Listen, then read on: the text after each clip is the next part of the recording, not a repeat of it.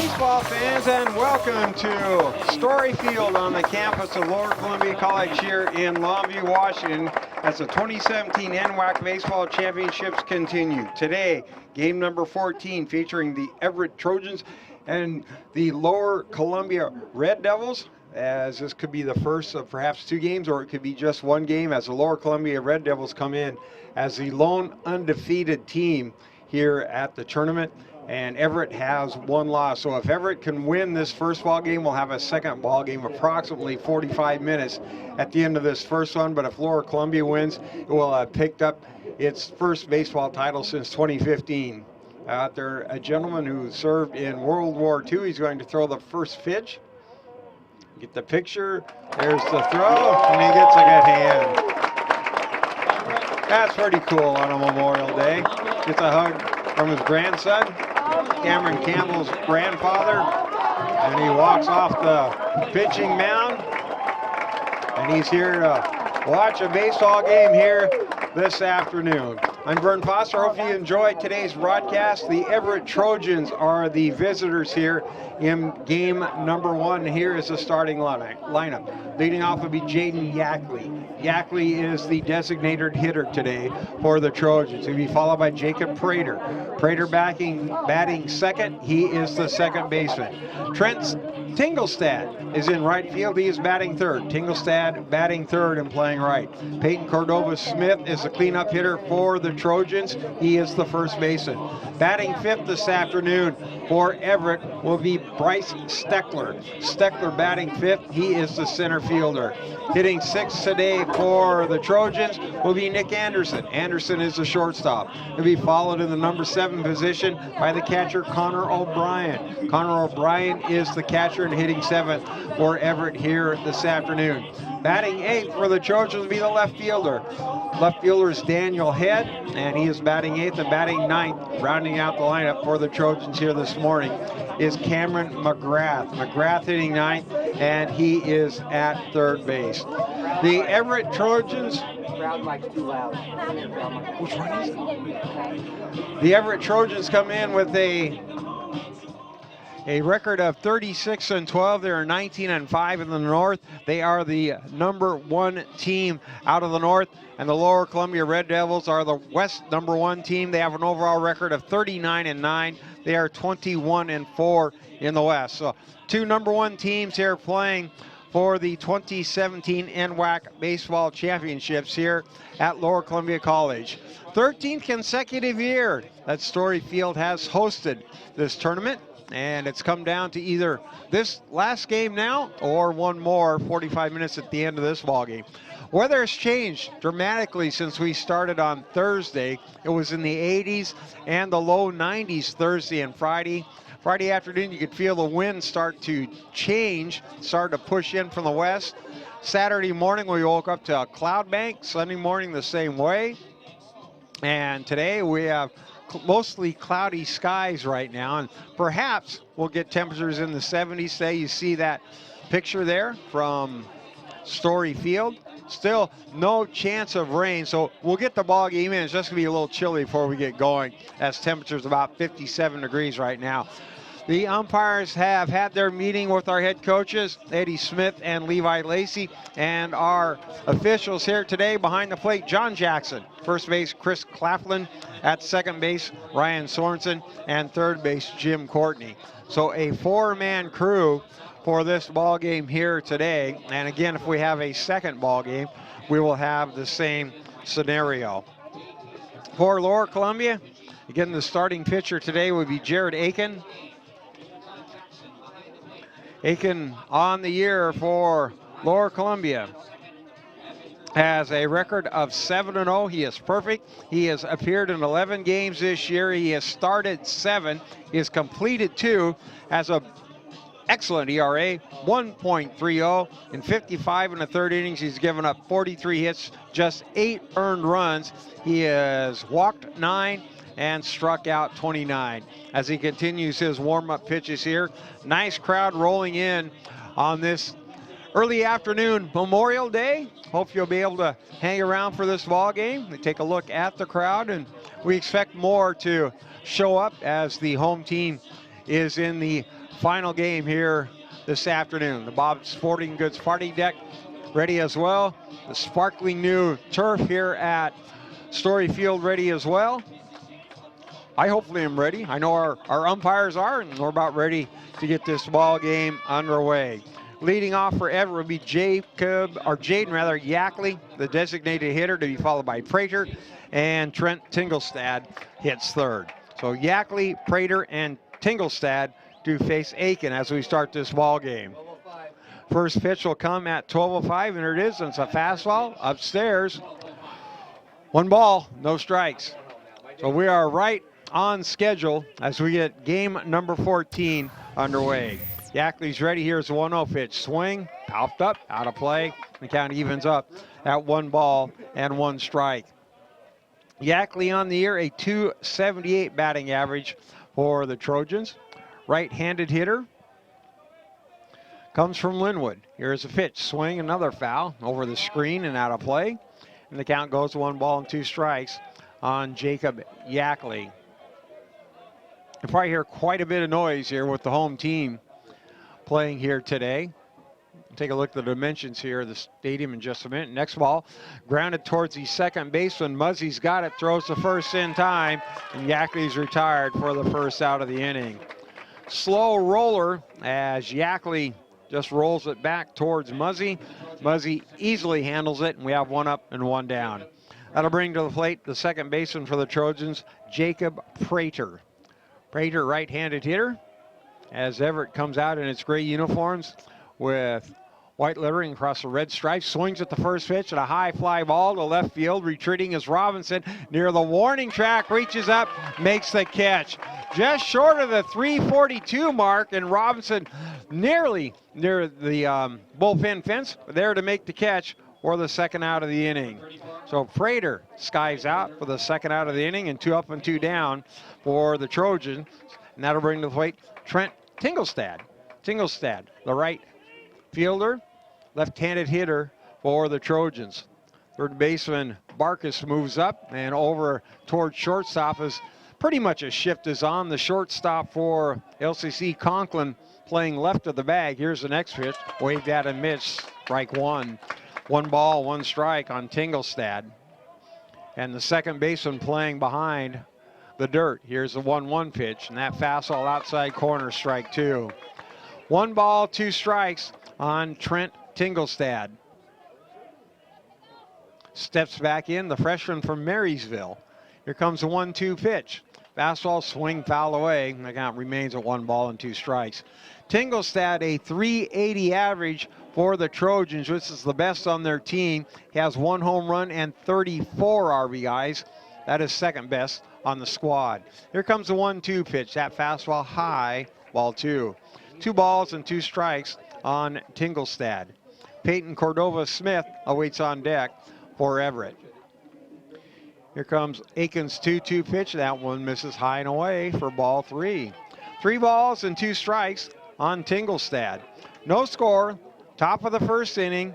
Everett and LCC in the first of possibly 2 championship games. Next ball swung on. 1 hopper hit to Muzzy. He's got it, throws the first. Tingelstad retired, and so are the Trojans here in the first. A 1-2-3 top of the first for Everett. After 1/2 inning of play, Everett nothing, and Lower Columbia coming to bat. Seattle Pacific University is a premier Christian university where each year 4,000 students catch a vision for making a difference in the world.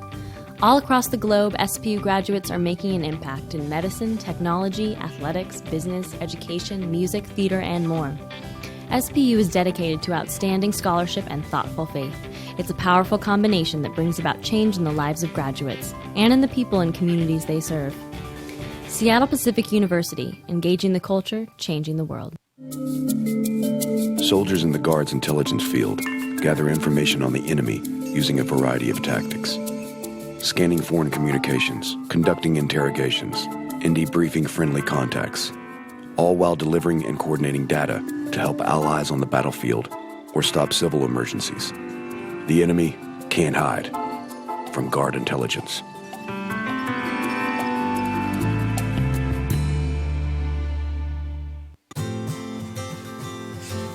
The first day of school is kind of scary.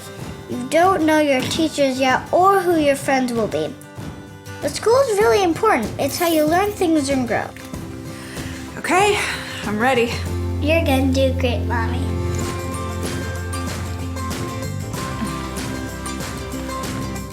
For you. For them. Clark College. Get started today at clark.edu. All right, for the Devils, in the bottom of the first inning, 1, 2, 3 hitters, Muzzy, Strickler, and Campbell to face Bafus. Bafus, a 7-1 record, 2.08 ERA, as you take a look at Muzzy.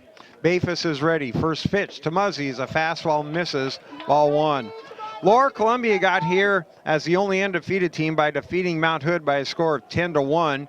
Beat Everett by a score of 5-2 on the second day of the tournament as the next pitch catches the outside corner for strike 1. 1 ball and 1 strike. Then LCC 10-run Walla Walla by a score of 13-3 on Saturday, and then edged Lane 3-2 yesterday. Here comes a 1-1 pitch. That one is away for ball 2. For Everett, it opened the tournament with a 3-2 win over Lane. Then, as I mentioned, lost to Lower Columbia 5-2. Then bounced back with a couple more wins, as here comes a 2-1 pitch. Fastball, swing, foul back to the screen. Outlasted Tacoma by a score of 8-7 in 15 innings on Sunday. Then yesterday knocked off Walla Walla by a score of 9-2. Well, that's how we stand right now as Lower Columbia and Everett playing here in the NWAC Baseball Championships. Bafus starts his windup, but Muzzy calls for time, and it's granted by John Jackson, and it won't take the pitch. It's interesting, when we talked about Lane here at the tournament, it went 2-2. Here's the next pitch. Swing, popped up, right side, foul territory, out of play. As Lane played 4 games, and every game was 3-2. Every contest it played was 3-2. Lost to Everett 3-2, beat Mount Hood 3-2, beat Columbia Basin 3-2, and then Lower Columbia yesterday beat Lane 3-2. So interesting tournament for Lane. Here comes the 2-2 pitch from Bafus. That fastball is blown away, ball 3. 3 balls and a strike now on the leadoff hitter, Ricky Muzzy. He steps back in.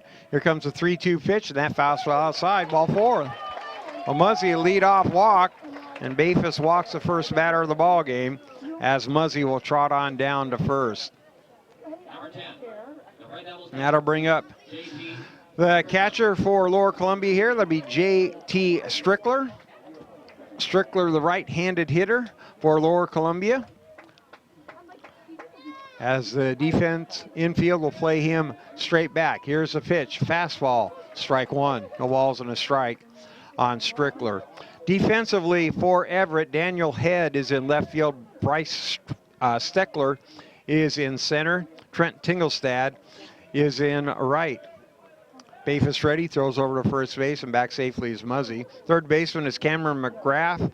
Nick Anderson is the shortstop. Jacob Prater is the second baseman. Peyton Cordova Smith is at first. Bafus is ready. Here's the pitch, and that one is high. Ball 1. 1 ball and 1 strike. Behind the plate, Connor Smith, and on the mound, Curtis Bafus. And Bafus credited with the win in the first game back on Thursday by beating Lane 3-2. Muzzy his lead at first base. Bafus from the stretch. Here's a pitch. That curveball is high. Ball 2. Right now, Bafus, when he's missing, appears to be missing high. So behind in the count, 2-1 on Strickler after giving up a leadoff walk to Muzzy. Strickler steps back in. Bafus is ready. Here's the 2-1 pitch. Fastball, swing, out of play. Count goes to 2 balls and 2 strikes. Strickler on the year, 370 on the season with 4 home runs, 24 RBIs. That 370 batting average is the best on the Lower Columbia squad. He stands in there with a 2-2 count. Bafus is ready. Runner takes his lead. Here's a pitch. Swing, foul back into the screen again. And the count remains 2 balls and 2 strikes. Kind of a cool move by Cameron Campbell. The ball came off the screen, stuck his bat out, popped it right into his hand. Pretty good bat control. Well, the count stays at 2-2 as Strickler steps back in. Muzzy held on at first by Cordova Smith. Bafus is ready. Throws to first base. Muzzy drives back in. As crowd continues to come on in. Got a good crowd here for this Monday afternoon championship ball game between Everett and Lower Columbia. There's a pitch. Fastball inside and low for ball 3. 3 balls and no strikes now on JT Strickler. As Eddie Smith put Muzzy in motion early in the ball game. They've got the undefeated record, so can take few more chances when you've got that. He stays. Oh, there's the pitch. Swing popped up behind us. Out of play. Count stays full. 3 balls and 2 strikes. And I mentioned how warm it was the first couple days. Today, cloudy. But again, no chance of rain at the moment, and it's 59 degrees here in Longview. Change of 30 degrees here in just the last 2-3 days. Bafus is ready. Muzzy the lead. He stays. There's a pitch. Swing. Fouled away again. And the count remains at 3 balls and 2 strikes. So Bafus throwing a lot of pitches here in the first couple of batters as he has a count at 3-2. And Strickler's fouled a couple pitches away. Muzzy's at first base due to the walk. So Bafus trying to find his comfort zone. From the stretch again, here's the 3-2 pitch. Swing and a miss, strike 3, and Strickler strikes out. So Bafus walks the first batter, strikes out the second batter. Now to bring to the plate Cameron Campbell. 1 out, bottom of the first, no score between Everett and LCC. Campbell, the first baseman for the Devils here in this ball game. Right-handed hitter from Ellensburg, which just crowned another high school team as a state champion. Pitch misses down low. The Ellensburg Bulldogs winning the state 2A baseball championship on Saturday, knocking off the WF West Bearcats. So he comes from a school that's had some good athletic teams. Throw to first base. Muzzy dives back again, and he's safe.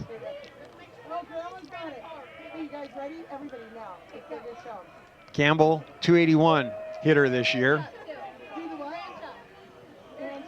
Infield looking for the ground ball, and the pitch is low and away. Ball 2. 2 balls and no strikes on the hitter Campbell. Second baseman Prater and the shortstop Anderson back deep looking for that ground ball and the double play. And ball gets to you quick on artificial turf, and this is a new turf at LCC. Here's Bafus' 2-0 pitch, and it's up and in, ball 3. 3 balls and no strikes now on Campbell, and Connor Smith is going to come out and have a talk with Bafus. He just does not look comfortable out there as of yet as he walks off the back of the mound, grabs the rosin bag, takes his advice from his catcher, and now Smith will turn and trot back to home plate. Runner at first, Muzzy got on because of a walk, and Strickler went full, fouled off a couple of pitches where he fanned. Now Campbell is up on the count, 3 balls and no strikes on Bafus. Here's a pitch. Fastball, inside corner, strike 1. 3 balls and 1 strike on Campbell. And Campbell, 281 on the year with 7 home runs and 32 RBIs. He's the big home run hitter for the Devils. Here's the 3-1 pitch. Swing, fly ball, hit to right field. Backpedaling is Tingelstad near the line, reaches up near the warning track, makes the catch for the second out of the inning.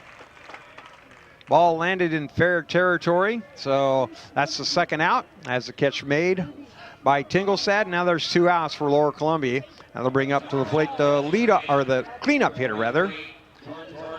Jordan Barkus, the third baseman, will step in for Lower Columbia. Left-handed hitter. Here's the first pitch to him. Swing and a miss, strike 1. No balls and a strike on Barkus. Barkus, 326 batting average this season, 2 home runs, 43 RBIs. Left-handed batter. Bafus from the stretch. Here's a pitch. That pitch sails away for ball 1. 1 ball and 1 strike on Barkus. Barkus from Kaiser, Oregon. Lower Columbia goes quite a bit to get some of his players. Moves right around the area, the region, to pick up its kids that it wants to play baseball. Here comes a 1-1 pitch, and that fastball outside corner, strike 2. Barkus turns away, and he's behind in the count, 1 ball and 2 strikes. No score between Everett and LCC, bottom of the 1st inning in the NWAC championship. Perhaps the final game, depending on the outcome. Everett wins, we'll have another one later this afternoon. Bafus ready. There goes the runner. 1-2 pitch swing and fouled away. Strike 2. So the count remains a 1 ball and 2 strikes. Again, as mentioned, a new infield and dirt as well. And it's not dirt. It's a new artificial turf. You can see it's just beautiful. You get this big LC logo behind home plate. The dirt area is made of recycled material as well. And so it should last a long time. Here comes a 1-2 pitch swing, popped up, left side, out of play. Count stays at 1-2. The thing I've noticed, I have not had an opportunity to be on the field, is that when kids slide, they really get moving. They have to really put their hands out there to hold onto that bag. We've seen numerous times here in the tournament where kids have almost overslid the bag. Here's a 1-2 pitch again. Swing, fouled away, and the count stays at 1-2. So Barkus again making Bafus work. He is really laboring here in the 1st inning. No score, but he has thrown a lot of pitches here in the bottom half of the 1st inning. We'll see how that affects him later in the contest. Muzzy is lead at first once again. Here's a 1-2 pitch. That curveball is up and high for ball 2. 2 balls and 2 strikes on the batter Barkus. Said Bafus had an excellent outing in the 1st game. Got the win over Lane. And right now just trying to get through this 1st inning. Throw to first base once again. It seems like a lot of times when a pitcher is struggling, they will throw a lot to first base just to get comfortable out there. And now he'll work from the stretch again. Barkus ready. Here's a 2-2 pitch. Waved at and missed, strike 3, and Barkus goes down. So Bafus ends up striking a couple batters out here in the 1st inning, and for Lower Columbia, it does not score. In the bottom of the 1st, no runs, no hits. 1 runner left on base and no errors. After 1 complete inning of play, your score: Everett nothing, LCC nothing. When you first visit Seattle Pacific University, it's easy to fall in love with the campus. But just ask one of the students. There's something different about SPU, a place where faith, service, and academic excellence meet. And it's the only private university in the Pacific Northwest to make the latest U.S. News and World Report Best National Universities list. This is Seattle Pacific University. Before there could be a nation, there had to be people willing to fight for it, to take on the world's greatest challenges, whatever they might be. So the U.S. Army masters not only tactics and strategy, but also physics and chemistry. We make battle plans and create breakthroughs in medicine, science, and engineering. Our next mission could be anything, so we prepare for everything.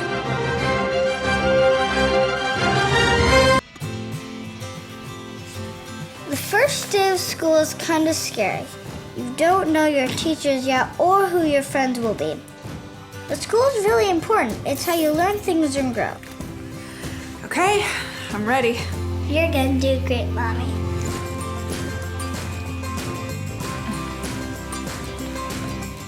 For you, for them, Clark College. Get started today at clark.edu. 22, Peyton Cordova Smith. Top of the 2nd inning between Everett and LCC. The 4, 5, and 6 hitters due up for the Trojans to face Aiken. Peyton Cordova-Smith steps in, takes the first pitch outside, ball one. 1 ball, no strikes on Smith. He'll be followed by Steckler and Nick Anderson.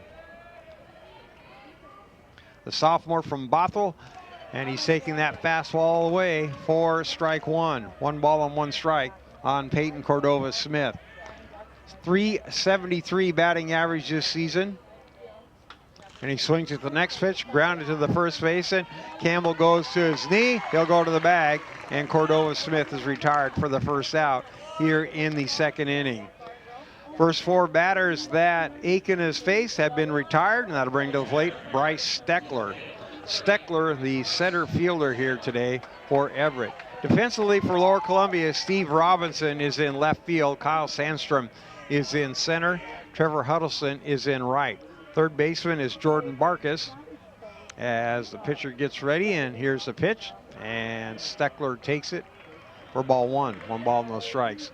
Shortstop is Corey Conklin. Ricky Muzzy is the second baseman. Here comes the 1-0 pitch. That one is a little bit high for ball 2. 2 balls and no strikes on Steckler. Cameron Campbell is at first base. Behind the plate, JT Strickler, and on the mound, Jared Aiken. No score. Top of the second inning, 1 out. Everett at bat. Bryce Steckler at the plate. Here's the 2-0 pitch. Swinging a line drive up the middle and backhanded there by the second baseman. Muzzy throws up first. Got him in time for the out. Muzzy well behind the bag on the soft line drive up the middle. Able to backhand it. He got it to Campbell in time, and they get the runner by about a half step. So Steckler retired for the second out of the inning, and that's 5 up and 5 down now for Everett. That'll bring to the plate Nick Anderson, and he chops the ball foul for strike 1. No balls and 1 strike on the shortstop, Anderson. Anderson, 326 batting average. Aiken's next pitch, swing foul back, and the count, no balls and 2 strikes. That might have caught Strickler on the side of the mask. That he says he's all right. And everybody's ready to go. So Anderson down in the count, no balls and 2 strikes. Here comes a pitch, fastball, a little bit high and outside for ball 1. 1 ball and 2 strikes on Anderson. Aiken ready, peers on in. Here comes the 1-2 pitch. Fastball swing, popped up. Right side, the right fielder coming on in, that's Huddleston. He reaches up, makes the catch, and Anderson is retired for the third out of the inning. Second inning in a row, Everett, a 1-2-3 up and down, and for the Trojans in the second. No runs, no hits, no errors, no left on base. After an inning and a half, Everett nothing, LCC nothing. LCC has definitely prepared me to transfer to Oregon State because it's helped me with my study skills. I'm a much harder worker than I was in high school. I had a great support base by the staff, and I've made some great friends that I think I'll carry on with my life. I've definitely loved my classes. I've learned a lot. It's been a healthy environment. Don't be afraid to branch out. The people here are awesome. I'm going to be in it for a while, but down the road I'll be finishing up and be ready to join the workforce.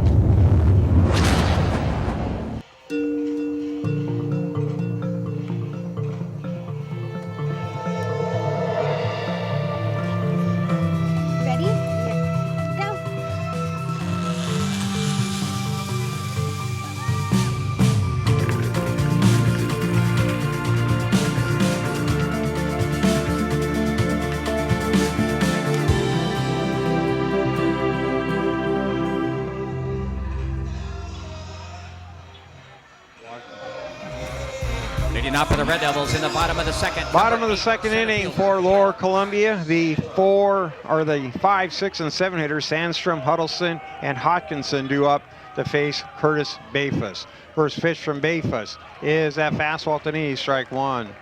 Kyle Sandstrom, the center fielder for Lower Columbia here in game number 1. Bayfus is ready. Here comes the 0-1 pitch. Fastball taking all the way, and it misses for ball one. 1 ball and a strike on Sandstrom. Sandstrom this year takes the next pitch, high for ball 2. 2 balls and 1 strike. Mentioned Sandstrom on the year, .316 batting average. He is ready, and so is Bafis. Here's the next pitch, swing and a line drive into center field. That's a base hit. So Sandstrom, a solid line drive through the box, and that's the first base hit of the ball game for either team. So leadoff single for Sandstrom, and for the second consecutive inning, the Red Devils have the leadoff batter on. Last time Muzzy couldn't get past first base as Bafis struck out 2 of the next 3 batters. That'll bring to the plate Trevor Huddleston. Huddleston patrolling right field for LCC today. Bafis will have to work from the stretch again. Here comes the first pitch, and that is high, ball 1. Huddleston, one of the local kids. He is from Woodland. And Huddleston, a sophomore already. So could be his last game here. But again, local kid down from Woodland, just about 15 miles south of us. Here's the 1-0 pitch, swing, popped up, out of play. Count goes to 1 ball and 1 strike. Huddleston on the year is hitting .288 with 1 home run and 24 RBIs. Right-handed hitter. Defense looking for the ground ball. Throw to first base, it's low, but nicely dug out by Cordova Smith. Sandstrom back easily. And Bafis once again ready to go. Here comes a 1-1 pitch, swing and fouled away. That one I think got the catcher as well. And the count goes to 1 ball and 2 strikes. Lower Columbia's Story Field, 306 down the left field line, 326 down the right field line, 342 to left center field, 387 to straightaway center field, and then the big 20-foot barn there as well. Comes the next pitch, fastball, outside corner, strike 3 called. Huddleston knew it, and he walks away, and that's the first out of the inning. Already 3 strikeouts for Bafis as he fans Huddleston looking. That'll bring to the plate Chase Hodkinson. 354 to the power alley in right field here at Story Field. I'll bring Hodkinson to the plate. He is the designated hitter for the Devils in game number 1 here this afternoon. So Bafis, 3 strikeouts already out of the 5 outs that he's recorded, the 4 outs that he's recorded. Here's the first pitch. That one is high, ball 1. 1 ball, no strikes on Hodkinson. He has a .337 batting average this year, no home runs, 16 RBIs. Left-handed hitter with number 25 on his back. Here comes the 1-0 pitch. There goes the runner. The ball swung on, fouled out of play. And the count at 1 ball and 1 strike. Nice sized crowd now down the left field line in the bleachers right in front of us for this championship ball game. You get a look there. And if LCC wins, it will collect its 12th baseball championship. Last won in 2015. Everett was the runner-up last year to Yakima Valley. He'd like to do one better, obviously. Here's a 1-1 pitch, and he's taking it for strike 2. 1 ball and 2 strikes on Hodkinson. LCC won its first baseball championship back in 1970. Had a run in the mid-90s, 95, 96, 97, with 3 straight championships. Looking for its 4th year in the last 10 years. So LCC has had some success in baseball. When you look on the barn out and straightaway center, you see some of the names that have been associated with this program. And there's some pretty memorable names like Jack Riley and Ed Sheff. Ed Sheff just inducted in the NAIA Baseball Hall of Fame. He went to Lewis Clark State College after he left here and won, I believe, 11 championships. You see Bud Black and Rick Sweet up there along with Jackie Robinson's number 42. Bud Black now the manager for the Colorado Rockies, who Incidentally, there goes the runner. The pitch is down low and it's dropped by the catcher. Sliding down at second base is Sandstrom. Smith dropped the ball, and a stolen base for Sandstrom down to second. The count goes to 2 balls and 2 strikes. Buddy Black, again, the manager for the Colorado Rockies, who incidentally are playing the Mariners here today. That game started about 20-25 minutes ago. So he's had a nice career. As for a while, he's a Padres manager for actually quite a long run. There's the next pitch, swing and fouled away. The count at 2 balls and 2 strikes. He's a local kid all the way, graduated from Mark Morris High School, which Mark Morris High School is behind the right field fence here at Lower Columbia. It's a bit north of this campus. So again, there's been some guys that have had good careers in baseball and have spent time here at LCC. Here's a 2-2 pitch, and that's inside and bounces up the plate, blocked nicely by Connor Smith. In fact, one of the names on the board, Rob Hiffey, he's at Central Washington University. I talked to him a couple times, I think Thursday and Friday. He might have been Friday and Saturday, but Rob, he loves Ellensburg, and he was here, and he might be here today. I'm unsure. He wasn't sure if he's going to come back. He was going back over to Ellensburg Saturday. He might come back for the championship game. He said it depended on how he was feeling. Here's a pitch, swung on, popped up in the infield. The shortstop there is Anderson. He makes the catch for the second out. Hawkinson pops out. Anderson makes the catch, and there are 2 outs now for the Red Devils here in the bottom half of the second inning. Be sure to check out the NWAC on Twitter, Facebook, and Instagram for all the latest NWAC news. Also visit nwacsports.org for the most recent information on schedules, scores, stats, and more. Up to plate now is Steve Robinson. Robinson, the left fielder for Lower Columbia. First pitch to him. Fastball at the knees, strike 1. Everett nothing, LCC nothing. Bottom of the second. 2 outs. Runner at second for Lower Columbia. Robinson from Yuba City, California. Left-handed hitter. Stands on in. Bafus, a right-handed chucker. Here's a pitch, and that fastball is high. Ball 1. 1 ball and 1 strike on Robinson. Robinson on the season, .278 batting average, no home runs, 20 RBIs. And the lead run at second base right now, Sandstrom. Reached base on a walk and stole second. We'll see if Robinson can pick him up here with 2 outs in the bottom of the second. Bafus ready. Here's a pitch. Swing and a ground ball. Rolled towards the second baseman, Prater. He's got it. Picks it up. Throws the first in time. Robinson retired. And so is the LCC in the third. No runs, a hit, no errors, 1 left on base. After 2 innings of play, Everett nothing, LCC nothing. Ready for a new adventure? Study at Douglas College in Vancouver, Canada. Take a post-degree program and launch your career. Or prepare to study at top Canadian universities. Become eligible for a 3-year work visa with a 2-year program. Choose success. Choose Douglas College.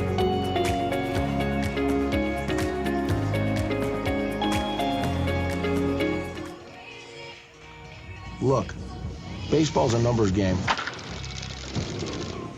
A 570-foot home run at age 15, 31 homers in 66 games, first front cover at 16, number 1 overall draft pick, majors at 19, over 100 home runs is 34, on-base percentage at 340, then 368, then 460, 4-time All-Star, beating 9.2 million ballots, 30 out of 30 MVP votes, chasing 762, 4256, 2297, 3562, you're 220 at age 23, But kid, just remember, no number sounds as good as this.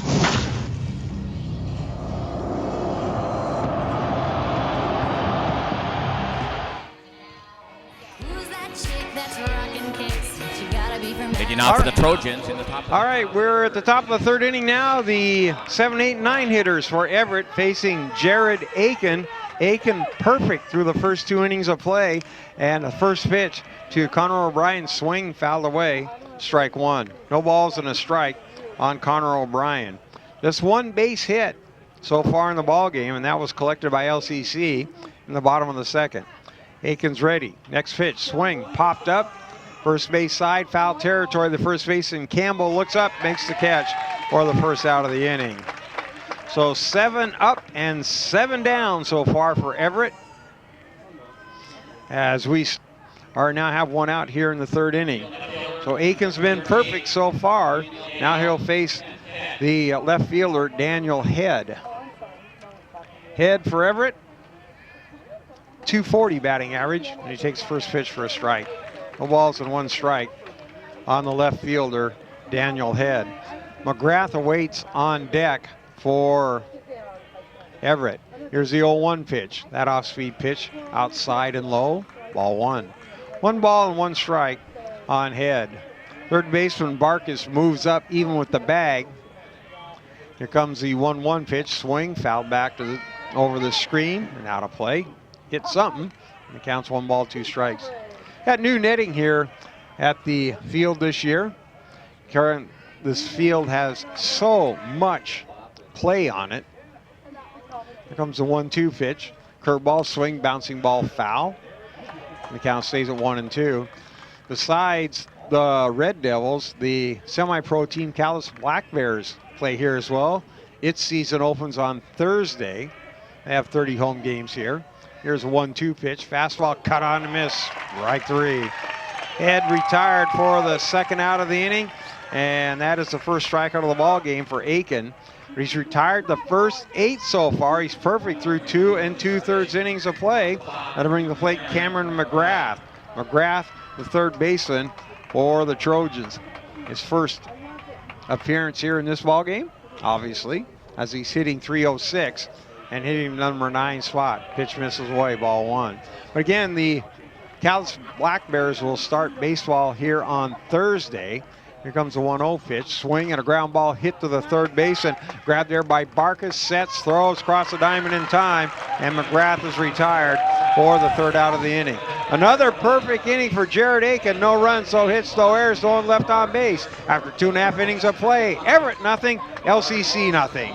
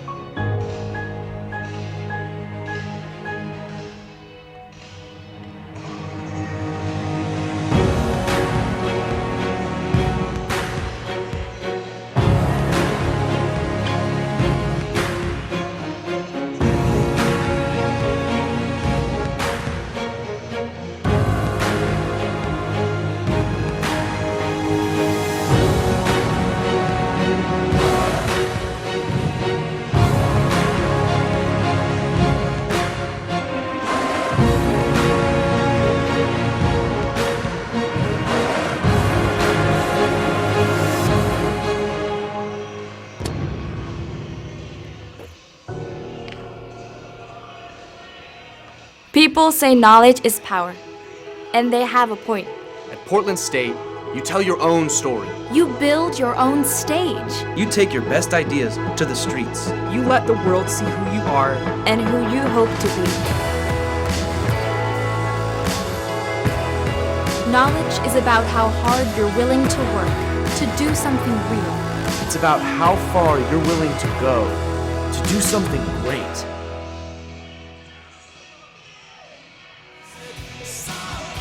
Leading up for the Red Devils in the bottom half of the Lower Columbia will send up the 9, 1, and 2 hitters as we go to the bottom of the third inning between Everett and Lower Columbia College here in the 2017 NWAC Championship ball game. And Conklin steps in, swings at the first pitch and fouls it away. Strike 1. No balls and 1 strike on Corey Conklin.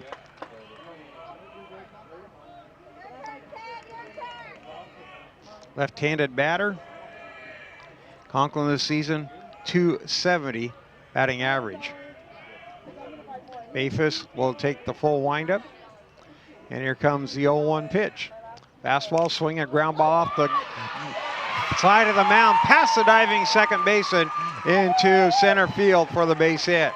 So Conklin hits it off the side of the mound. Prater dives after it, can't come up with it, and Conklin has the second base hit of the ball game for Lower Columbia.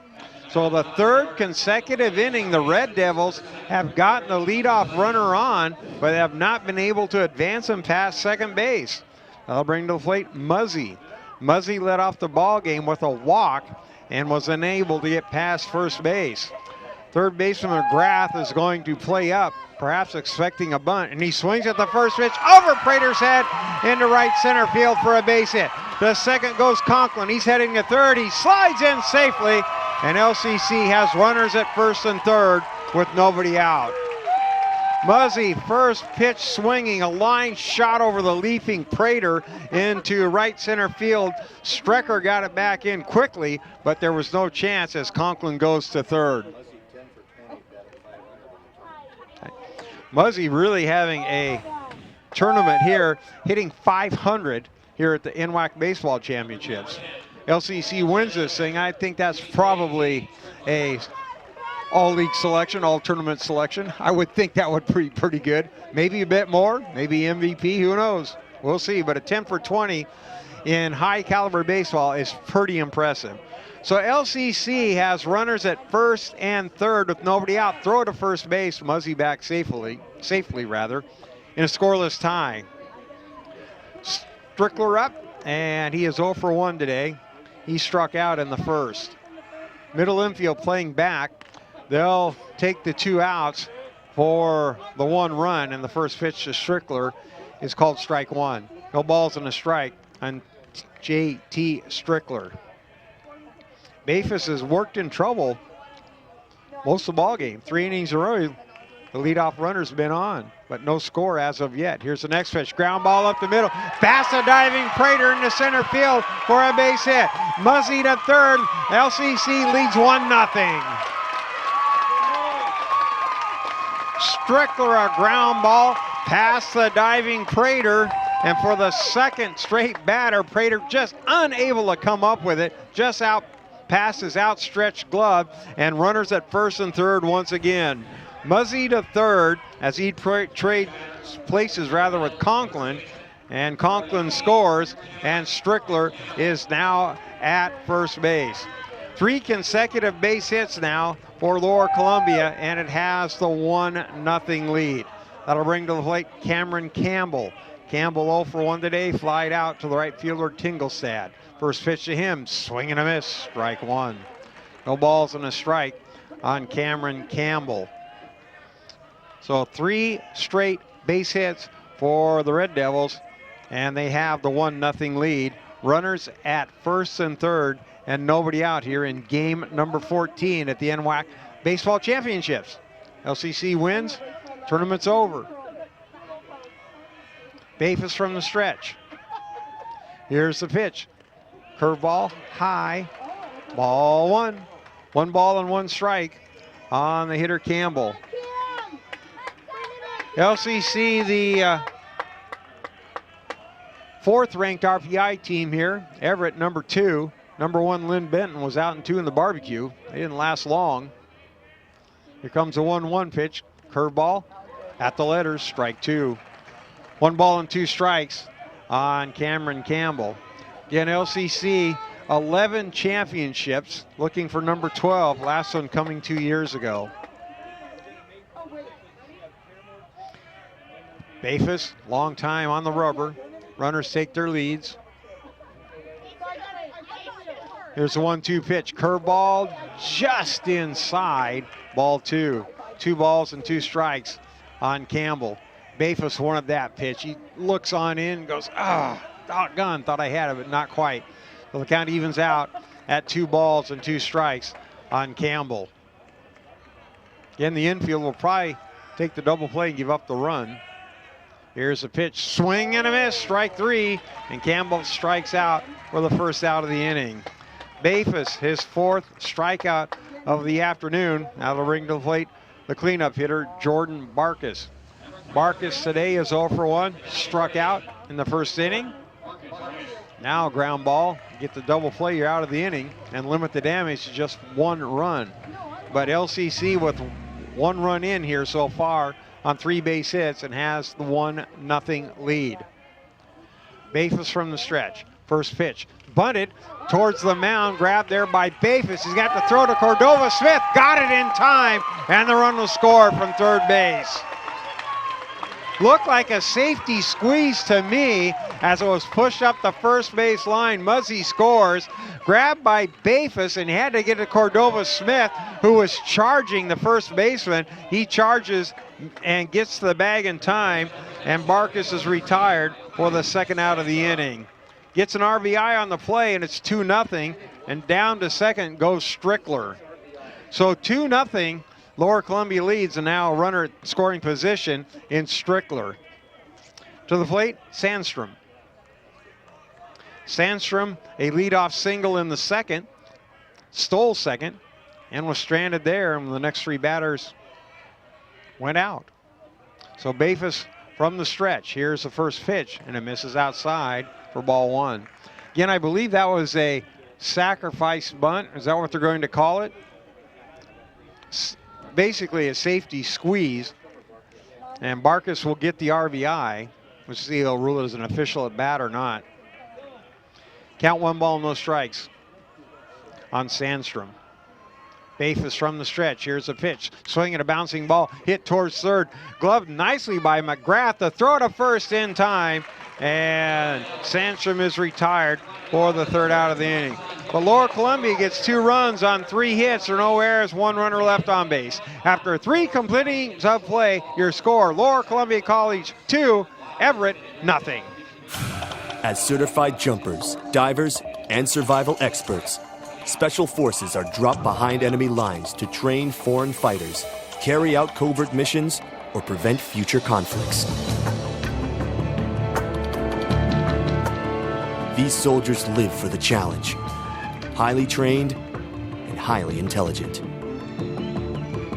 Special Forces soldiers are the best of the best.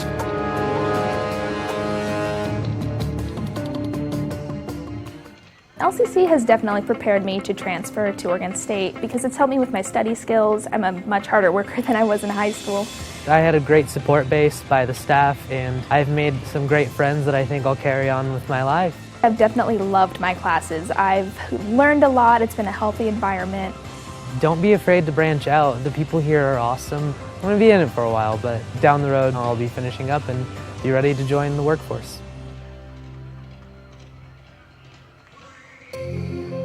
When you first visit Seattle Pacific University, it's easy to fall in love with the campus.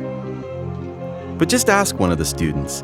There's something different about SPU, a place where faith, service, and academic excellence meet. And it's the only private university in the Pacific Northwest to make the latest U.S. News and World Report Best National Universities list. This is Seattle Pacific University.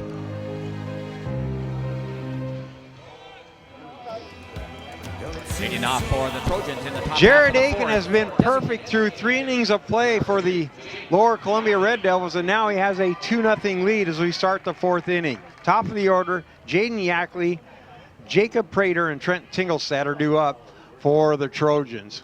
Yackley, the designated hitter in this ball game. Play has been stopped for a moment as looks like we lost the second baseman, Muzzy, as he's gone to the dugout. He must have some blood on his elbow as he has gone in, looks like, to get a Band-Aid or a wrapped. And kind of the rules have changed recently, not that recently, I guess about 3-4 years, when there is blood on your body or on your uniform. A lot of times you got to get it changed or get wrapped up and make sure the blood is not out on the ground or on the football field or on the basketball court. And Muzzy is ready, and we're ready to go again. Again, Aiken is perfect through 3 innings of play. So far has struck out 1. And stepping to the plate is Yackley, and he takes the first pitch for ball 1. 1 ball and no strikes on Yackley. He grounded out in the first to Muzzy, so he's 0 for 1. Here's the 1-0 pitch. Fastball swing, foul back to the screen. Got evens up at 1 ball and 1 strike. Yackley from Linwood, which is right in the Everett area. That all King County. Everett's not King County, but I believe Linwood is. Here's the next pitch. Fastball outside corner. Strike 2. 1 ball, 2 strikes on Jaden Yackley. Infield plays him straight away. Outfield shades him a bit to the right. Here comes Aiken's next pitch, and that's a curveball. Off of that, they'll check down to first base, and he did not go. So the count evens out at 2 balls and 2 strikes on Yackley. Everett, the North Division #1 team, looking for its first championship since 2013 as Yackley swings and misses for strike 3. So Yackley is out for the second time here today, and that is the 10th consecutive batter that Jared Aiken has retired for Lower Columbia. So that'll bring up Jacob Prater to the plate.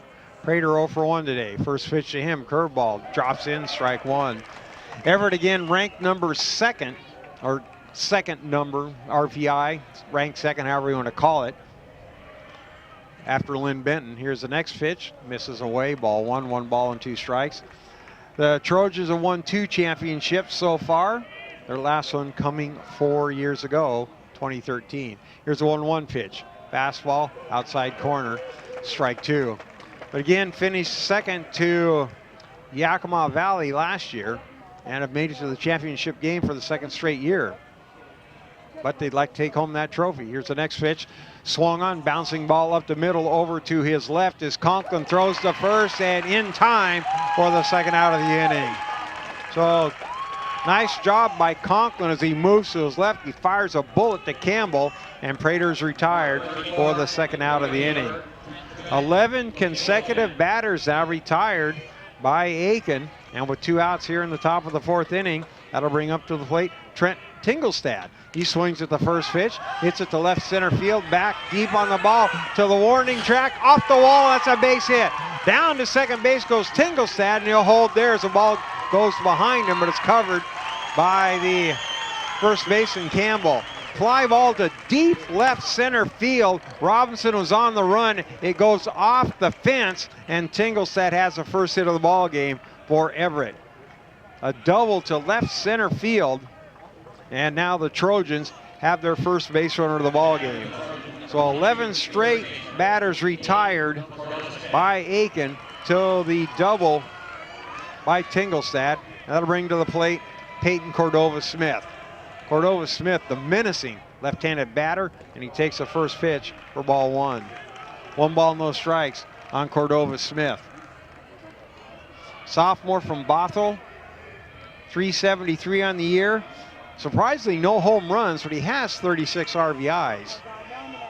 Here is the next pitch, and he's taking, and it's called strike 1. 1 ball, 1 strike on Cordova-Smith.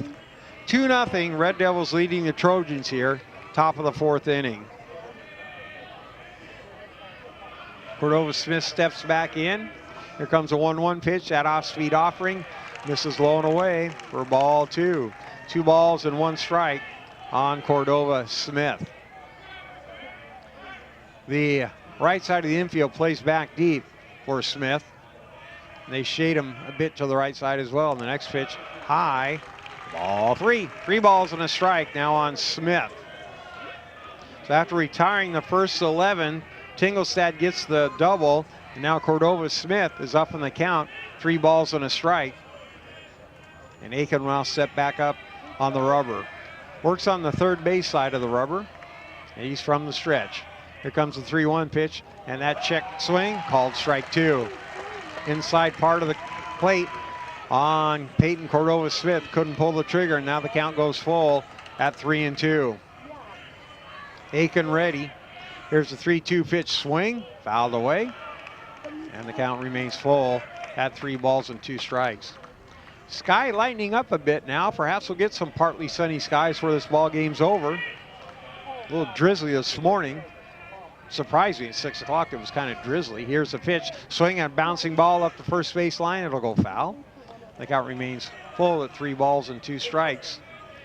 But yeah, just a little bit of early morning mist when I was outside at 6, getting ready for this game. No, just joking. had the dog outside. He didn't want to sleep, so that's why he's outside at 6. Here's the 3-2 pitch, swinging a high fly ball, right center field and deep. Looking up, and it is gone! Home run!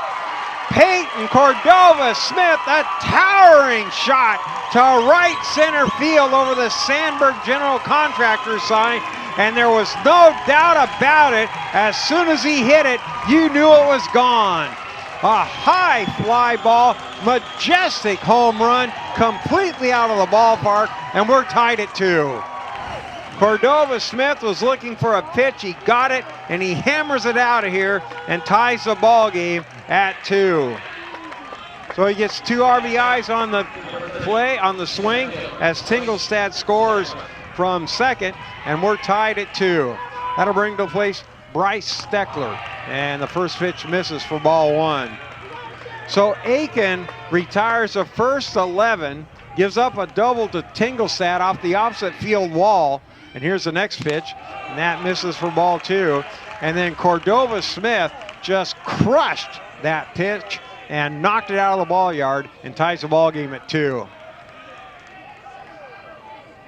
Count 2 balls and no strikes now on Steckler.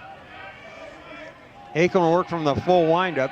There's still a buzz here in the crowd as you saw that shot. Here's the next pitch, and that's a little bit high for ball 3. For Cordova Smith, I think that was his first home run of the year. That was his first home run of the year, and he now has 38 RBIs. Surprising, as a big a kid as he is, looks like he can drive the ball, and that time he just unloaded.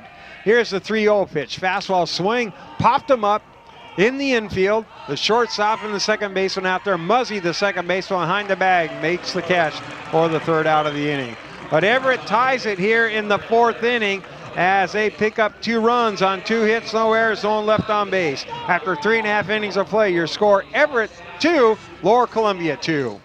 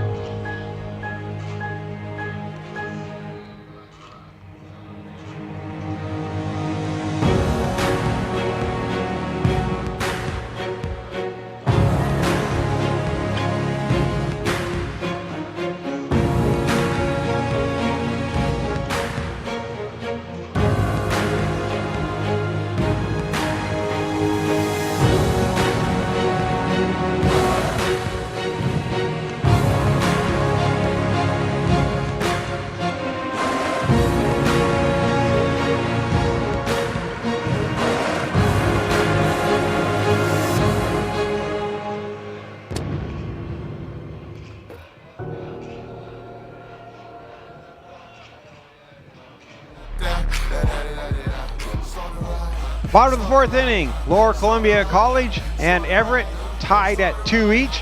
And for the Red Devils, the 6, 7, and 8 hitters due up to face Curtis Bayfus. Trevor Huddleston, Chase Hodkinson, Steve Robinson due up for Lower Columbia here in the bottom of the 4th inning. 2 runs on 2 hits for Everett, 2 runs on 4 hits for the Red Devils. Bayfus is ready in the first pitch. Curveball. Up and in, ball 1. 1 ball and no strikes on Huddleston. Huddleston caught looking in his only at bat, a strikeout victim. Bayfus has rung up 4 so far here in the ball game. Here's a 1-0 pitch. Swing and a high chopper down the third base line, and it goes foul. Boy, hit the line and took a hard 90 right there. Had a lot of spin on it, as charging was McGrath. And the count now is 1 ball and 1 strike on Huddleston. Right-handed hitter. And he'll step back in. Bayfus is ready. Here comes a 1-1 pitch, and that ball is swung on, hit off the glove of Peyton Cordova Smith, and safe at first base is Huddleston. Ball was hit to the right of the first baseman. He dives, and I'm sure that'll be an infield base hit, as Huddleston will pick up the base hit. Ball went off the heel of Cordova Smith, and he tried to run it down, but Huddleston easily there for the infield base hit. So he picks up his first hit of the ball game, and that'll bring up the designated hitter for LCC, Chase Hodkinson. Hodkinson today is 0 for 1. His only at bat popped out to the shortstop Anderson. So 2-2 is your score right now as Everett playing Lower Columbia College in the NWAC championship. Bit of an international flavor here now as the first pitch to Hodkinson is called strike one. He is a freshman, but he comes from a different continent. He comes from Australia. A freshman switch hitter. He and Sam Trend Beacom, both from Melbourne, Australia. And he is now ready for Bafus's next offering. Here's the 0-1 pitch. And that fastball at the letters, strike two. No balls and 2 strikes now on Hodkinson. Hodkinson on the year, .337 batting average. Oh, he's adapted so far here to American baseball. And now he calls timeout. No balls, 2 strikes on the number 7 hitter, Hodkinson. Robinson waits on deck for Lower Columbia. Throw to first base, and diving back in there is Huddleston. Ball game a little over an hour old. Got started at 12:05. And we're through 3+ innings so far. Here's the next pitch. Fastball, misses away, ball 1. 1 ball and 2 strikes. Bafus trying to get Hodkinson to offer at that pitch. Good quality ball because he made him at least think about it, but he's able to hold back. So the count at 1-2. Huddleston takes his lead at first base, held on there by Cordova Smith. Here's the 1-2 pitch. Swing, fouled away, and the count remains at 1-2. Sun trying to break on through. Let's get a little lighter and lighter as the afternoon moves on. Temperature will be somewhere in the 70s by the time the game ends. If we get a second game, we'll dip back into the 50s by the end of the day. Very little breeze right now. What we have is blowing from right to left. Bafus, long time, throws to first base, and again back safely is Huddleston. Bafus, when he makes his move to first, quickly pivots, but it seems like it takes him like a quarter or a half second to finally fire the ball, and it gives the runner at first base a bit more time to get back.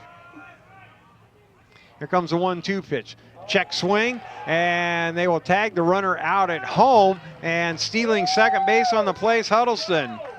Ball was in the dirt.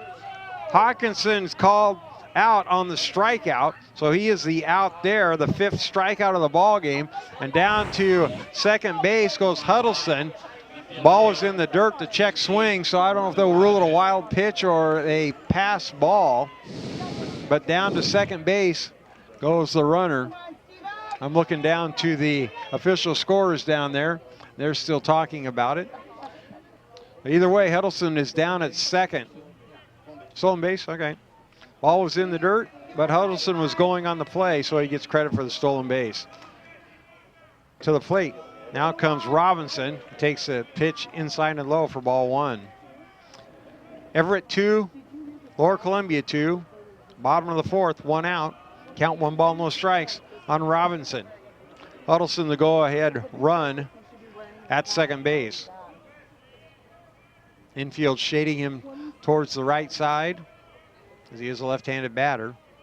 Bafus is ready. Here's the pitch, and it is low and away for ball 2. 2 balls with no strikes now on Robinson.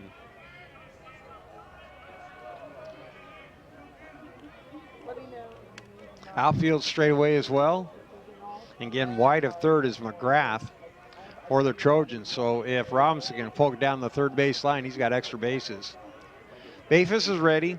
Here comes the 2-0 pitch, curveball. He's taking and it's at the knees. Strike 1. 2 balls and 1 strike on the hitter Robinson.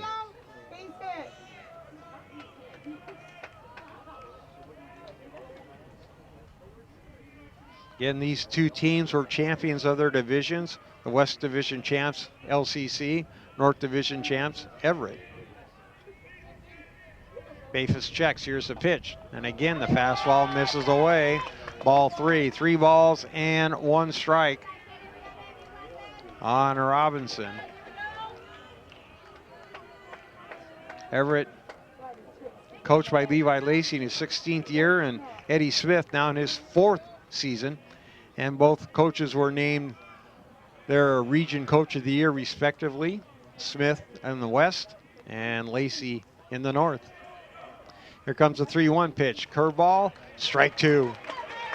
3 balls and 2 strikes now on Robinson. In the go-ahead run at second base in Huddleston. Anderson trying to hold him on there. The shortstop will sneak in behind him. Now he walks up behind him as Bafis gets a signal from his catcher Smith. Bafis looks back to second. Here comes the 3-2 pitch. Check swing. It's high and inside for ball 4. They want to appeal down to third base, and it's a walk for Robinson. Oh, Robinson draws the 1-out walk, and that's the second walk of the afternoon allowed by Bafis. That'll bring to the plate Corey Conklin. Conklin, a single and a run scored in the 3rd inning for the Devils. Scored the first of the 2 LCC runs in the 3rd. At the time, gave them the 1-0 lead. It was 2-0 at the end of 3, and then tied by Everett here in the top of the 4th. But LCC threatening right now with runners at first and second and 1 out. Bafis ready, first pitch, fastball, outside corner, strike 1. No balls and a strike on Conklin. Everett 2, Lower Columbia College 2. Bafis again is pretty deliberate. So he's looking for the ground ball, get out of the inning. Conklin, though, left-handed batter. Here comes the 0-1 pitch, and he takes it low for ball 1. 1 ball and 1 strike on Conklin. Conklin this season, .270 batting average. And for the Devils, he comes from Corvallis, where I'm sure he's probably pretty happy with his hometown university. Here comes a 1-1 pitch, swing, popped up, left center field, moving on over as a left fielder. He is there, makes the catch for the 2nd out. Daniel Head able to move to his left to make the catch, and Conklin retired for the 2nd out of the inning. And Conklin, as I mentioned, from Corvallis, the Beavers, Oregon State Beavers, named the national #1 seed for the NCAA baseball tournament, and they'll be hosting regionals this weekend. So we'll go back top of the order, and that'll bring us Ricky Muzzy. Muzzy today, 1 for 1. Walked in the 1st, singled, and scored a run in the 3rd. Scored the 2nd of the 2 Devil runs in the bottom of the 3rd. Huddleston with his lead at second base. Bafis ready. First pitch to Muzzy. Up and in, ball 1. He has to lean back. The count, 1 ball, no strikes on Muzzy. Muzzy from Freeland, Washington. I'm not sure where Freeland's from. That state. Whidbey Island, okay. Thought he knew most of the towns in the state. I think I've driven every road in the state. But Freeland I was unfamiliar with. So the count, 1 ball, no strikes on Muzzy. Here comes the 1-0 pitch, curveball, and he's taking it, and it's at the knees, strike 1. 1 ball and 1 strike on Muzzy. Whidbey Island's a fun place to go. Up there a lot of times. I guess I just never noticed the town when I had been there. But again, it's been quite a while. Bottom of the 4th, score 2-2. Muzzy, 1-1 the count. Bafis from the stretch. Couple looks back to second. Here's a pitch, swing, fouled away. And the count now 1 ball and 2 strikes on Muzzy. If he can keep the inning alive, Strickler awaits on deck for the Red Devils. Huddleston with good speed at second base will be off at the crack of the bat. And he'll be testing the arms of the outfielders, no doubt there. Bafis very deliberate today. He's ready. Here's the 1-2 pitch, wasted outside and away ball 2. Nice job by Connor Smith, the catcher, to backhand that as it was in the left-hand batter's box. Able to keep it in front of him and no chance for the runners to advance. Once again, Bafus will work on Muzzy. So far, no luck in solving him. And he's ready to go. From the stretch. Let's Prater get back to second. Here's a pitch. Late swing and fouled out of play by Muzzy. Muzzy at the last moment realized that might be a strike, so he just flicks the bat out there and hits it foul, and the count remains at 2 balls and 2 strikes. Hope you're enjoying your Memorial Day tradition here in Longview. 13 straight years that Lower Columbia has hosted this tournament. I think most people enjoy it. Bafus is ready. Here's a 2-2 pitch swing. Fly ball hit to right field. Backtracking is Tingelstad. He is there, makes the catch, and Muzzy's retired for the 3rd out. For the Devils in the 4th inning of play, no runs on 1 hit, no errors, 2 runners left on base. After 4 innings, it's Lower Columbia 2, Everett 2. LCC has definitely prepared me to transfer to Oregon State because it's helped me with my study skills. I'm a much harder worker than I was in high school. I had a great support base by the staff, and I've made some great friends that I think I'll carry on with my life. I've definitely loved my classes. I've learned a lot. It's been a healthy environment. Don't be afraid to branch out. The people here are awesome. I'm going to be in it for a while, but down the road I'll be finishing up and be ready to join the workforce. Seattle Pacific University is a premier Christian university where each year 4,000 students catch a vision for making a difference in the world. All across the globe, SPU graduates are making an impact in medicine, technology, athletics, business, education, music, theater, and more. SPU is dedicated to outstanding scholarship and thoughtful faith. It's a powerful combination that brings about change in the lives of graduates and in the people and communities they serve. Seattle Pacific University, engaging the culture, changing the world.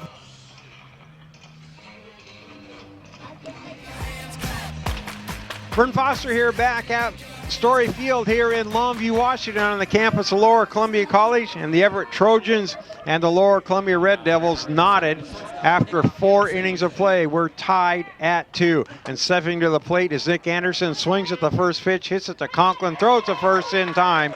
1 pitch, 1 out. So first pitch swinging is Anderson, and he's retired 6-3 for the first out here in the 5th inning. That'll bring up Connor O'Brien.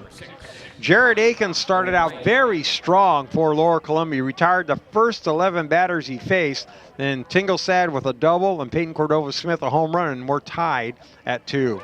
We'll bring to plate O'Brien. He takes the first pitch for strike 1. O'Brien 0 for 1 today. Popped out to the first baseman Campbell. Here comes the 0-1 pitch. Fastball swinging a line drive into center field for a base hit. O'Connor O'Brien, a solid single up the middle.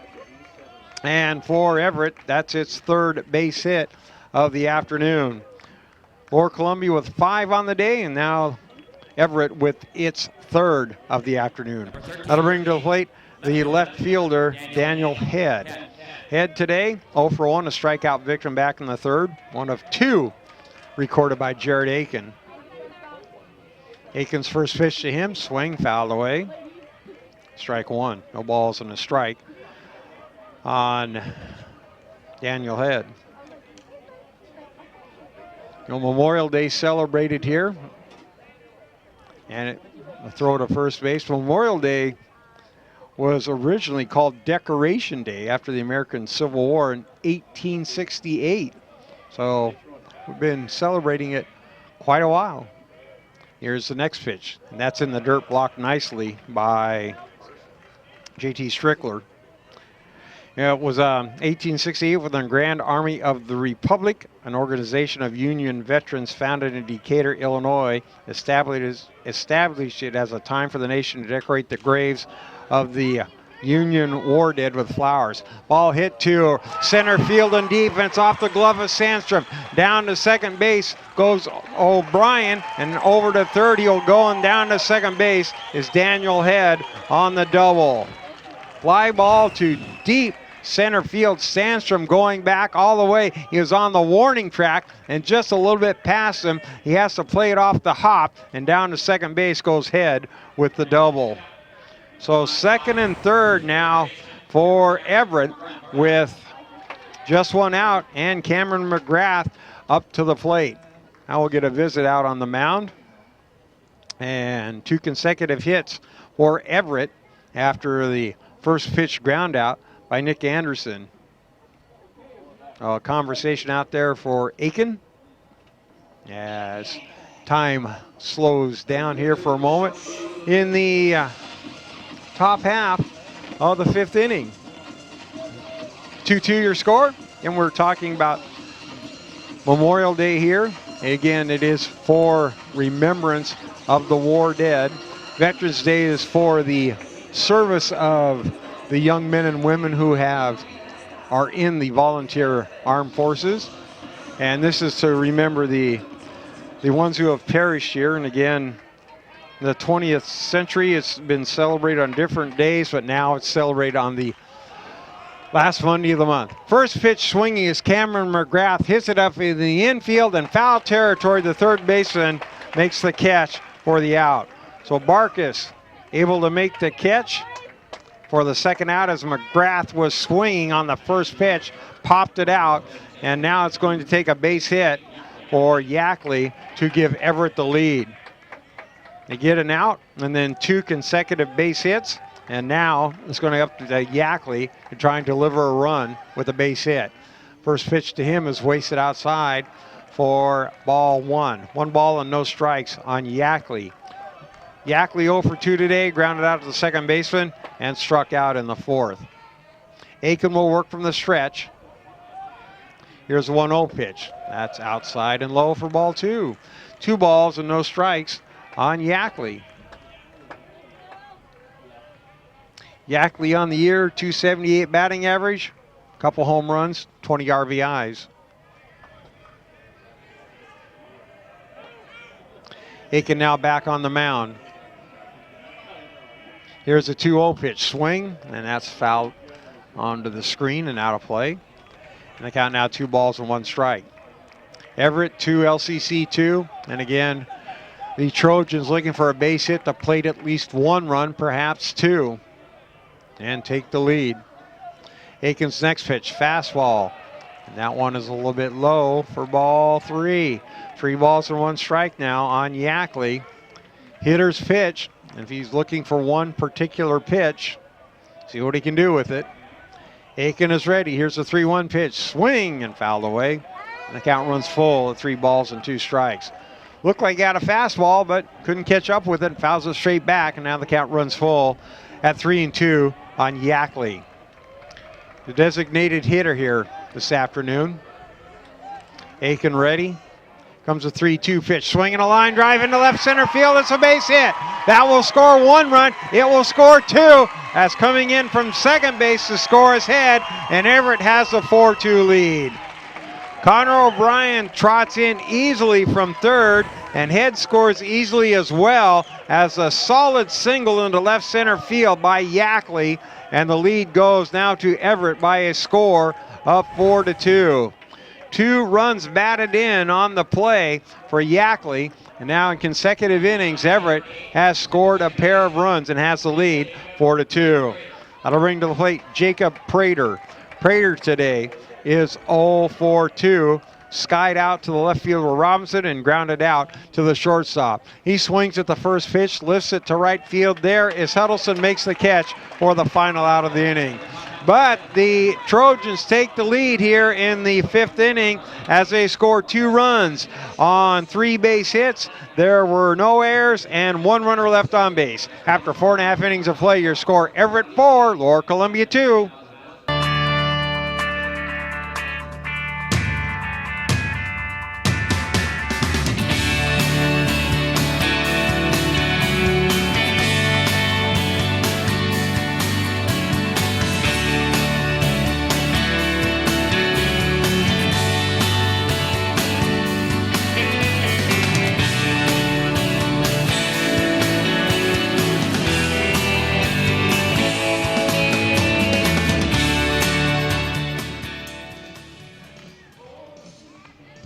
challenges facing the country never stop.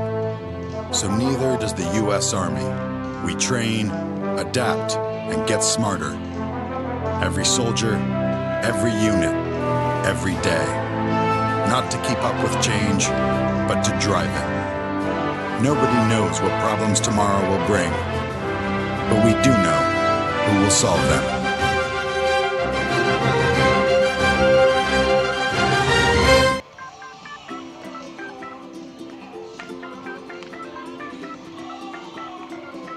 Hello, welcome to How to PSU. In today's quick session, we're going to answer some common questions about transferring to PSU. The key things to remember are apply early, use our online resources, and advisors are your friend.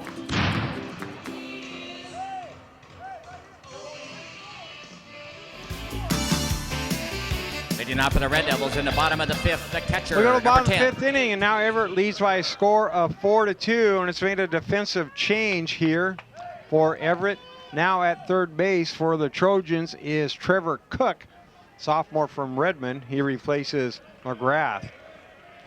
So Cook will bat in the number 9 spot as Bafus delivers to Strickler. First pitch, foul territory. Cordova Smith looked in the sun, looked like he lost for just a moment as he put his glove by his face, but the ball went in out of play, and the count no balls and a strike. So MCGRATH replaced by Trevor Cook here in the 5th inning for the Trojans, and he'll play third base. Count no balls and a strike on the batter Strickler. Bafus now on top by a 4-2 count. Next pitch swung on, popped up, first base side. Peyton Cordova Smith right along the baseline makes the catch for the out. So Strickler flies out for the first out here in the 5th inning. And we've got one up and one out for Lower Columbia. Now to bring to the plate Cameron Campbell for Lower Columbia. Campbell is 0 for 2 in the ball game. Flied out in the first. Here's the first pitch to him. It's a curveball up and in for ball 1 and struck out. Bottom of the 5th now, Lower Columbia trailing Everett by a score of 4-2. Here's the next pitch. Fastball at the letters. Looking for a challenge? Push yourself further. It begins when you enlist as a soldier in the U.S. Army. You'll be trained in one of more than 150 career fields and could even earn money for college if you qualify. To find out more, visit your local Army recruiter or log on to GoArmy.com. And the pitch inside catches Campbell on the shoulder, and he'll go down to first base on the hit by pitch. So Bafus, first time he's hit a batter today. He's walked 2 and now hit a batter, and that'll bring to the plate Barkas. So Jordan Barkas now in. He is 0 for 2 today, but he has an RBI on a bunt back in the 3rd inning. Runner takes his lead at first base, and the pitch from Bafus is outside, ball 1. Campbell being held on by Peyton Cordova Smith. At the moment, I guess a little bit larger lead. He gets near the cutout there on the first base side. And Bafus, here comes the 1-0 pitch and a check swing, and that pitch misses outside for ball 2. 2 balls and no strikes on Barkas. 1 out, bottom of the 5th, runner at first for Lower Columbia. Cordova Smith holds on. Campbell once again. Bafus is ready. Comes a 2-0 pitch, and that pitch is high. Ball 3. 3 balls and no strikes on the number 4 hitter, Barkas.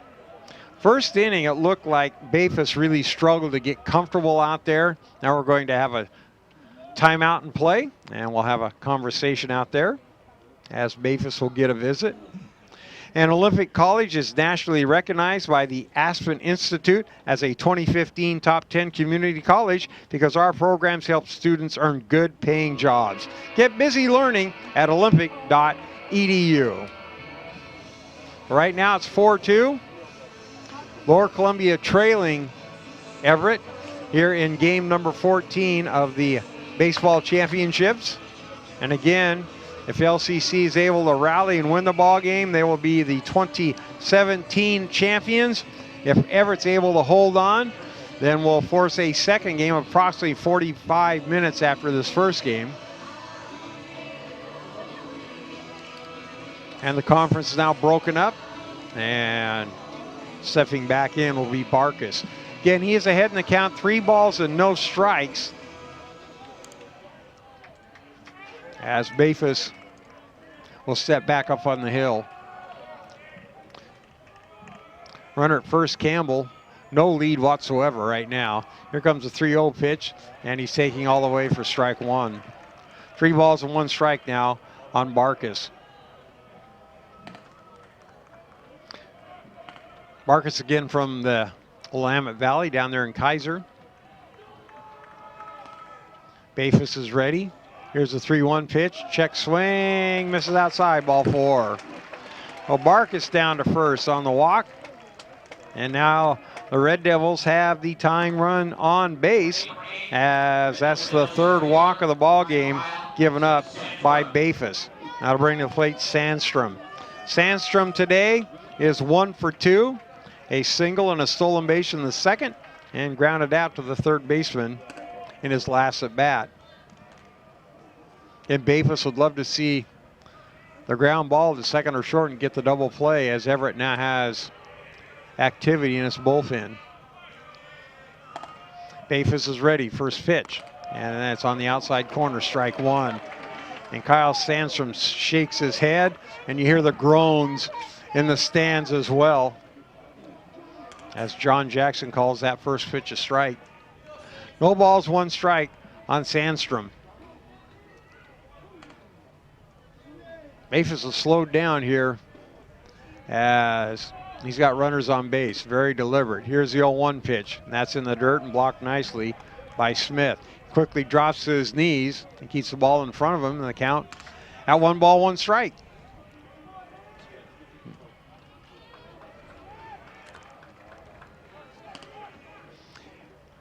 Middle infield playing back for the double play. 3rd baseman a couple steps behind the bag, and Cordova Smith is now not holding the runner at first, Barkus. Here comes the 1-1 pitch, swinging a ground ball on a 2-hop to the shortstop. Flip to second for 1, really on the first in time. Double play, and Lower Columbia is retired here in the 5th inning. A 6-4-3 double play as Barkus and Sandstrom are retired, and the inning comes to an end. Your score after 5 complete innings of play: Everett 4, Lower Columbia 2. Nestled within tall trees and beautiful buildings, Pierce College has established itself as a national leader in improving student success. With 2 main campuses in Puyallup and Fort Steilacoom, and satellite campuses on Joint Base Lewis McChord, Pierce College strives to create quality educational opportunities to help students realize their possibilities. As we celebrate 50 years in the community, Pierce College is proud to offer more than 60 programs of study with a fit for you, your life, your schedule, and your dream. Find your path, start at Pierce College today, and realize your possibilities. Visit pierce.ctc.edu.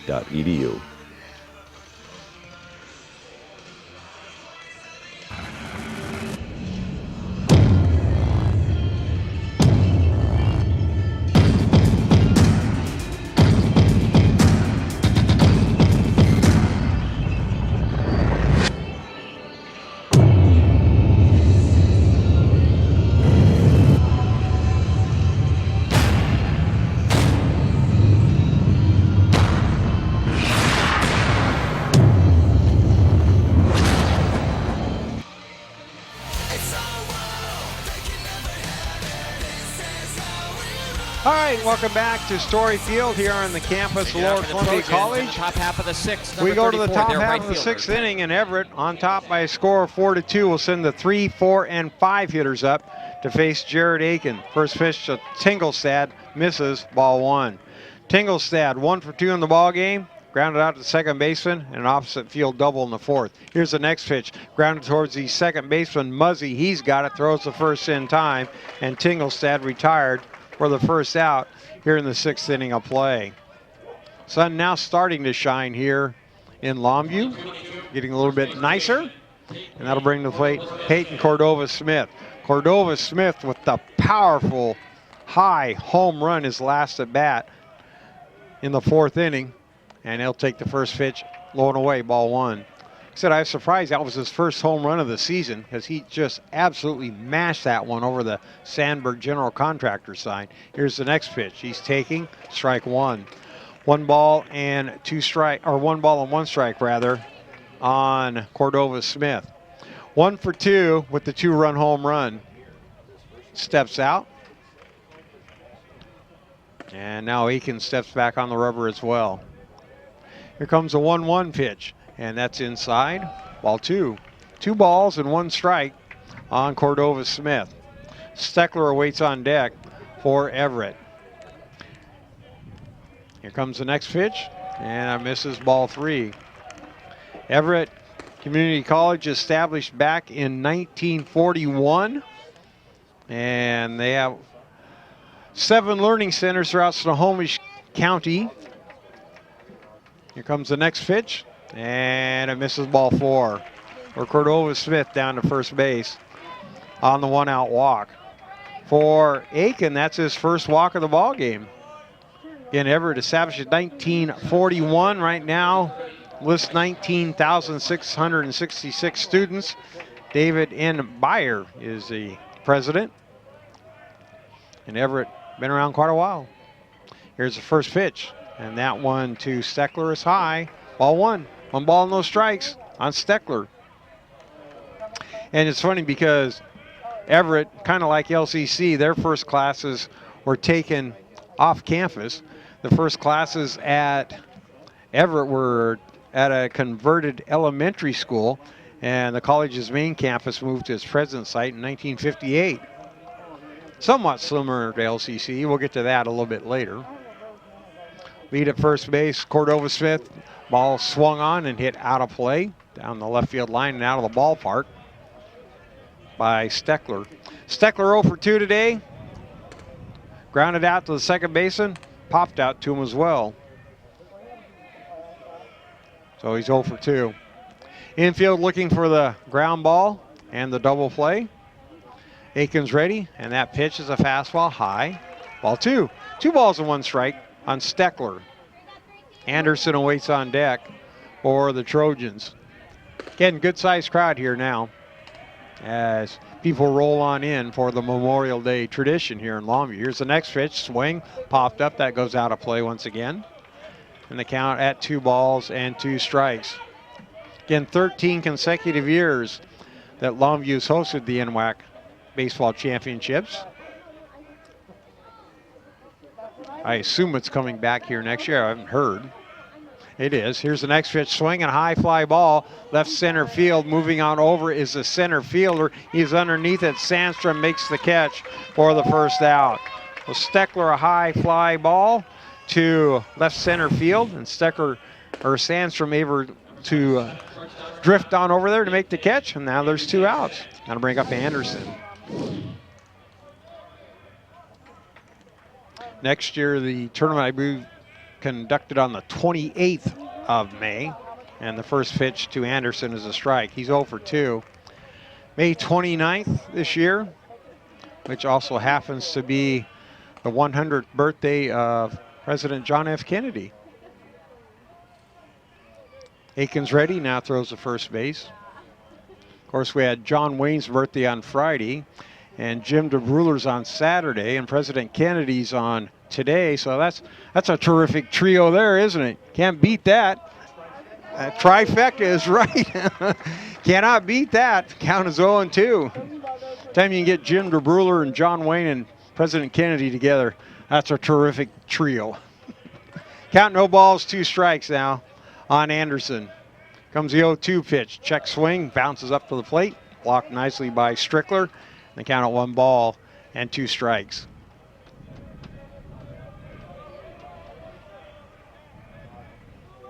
Sun, starting to make its way through here now. becoming a little more sunshiny as the day mows along. Here's the pitch, swung on, hit to right field.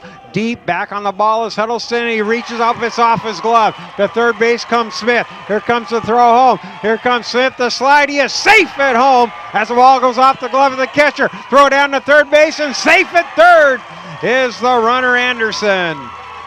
For Cordova, Smith scores from first base as Huddleston had a long run to right field. He jumped up to try and make the catch. I don't know if the ball touched his glove or went over his head. We see the replay here. It was over his head, hit the base of the wall. Smith running with 2 outs all the way. He scores on the slide as the ball was high to the catcher. Then he throws down to third base, and safe is Anderson at third.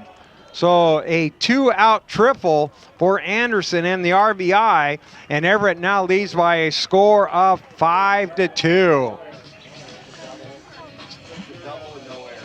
Oh, it's going to give him a double. Okay, a double and went to third on the throw. So a double and the RBI for Anderson, and it's now 5-2.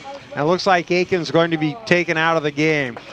Aiken started very well for Lower Columbia as he retired the first 11 batters he faced, but since then Everett's been able to get things moving as it scored in 3 consecutive innings. Now has a lead by a score of 5-2. So with this break, we'll take this timeout. LCC has definitely prepared me to transfer to Oregon State because it's helped me with my study skills. I'm a much harder worker than I was in high school. I had a great support base by the staff, and I've made some great friends that I think I'll carry on with my life. I've definitely loved my classes. I've learned a lot. It's been a healthy environment. Don't be afraid to branch out. The people here are awesome. I'm going to be in it for a while, but down the road I'll be finishing up and be ready to join the workforce.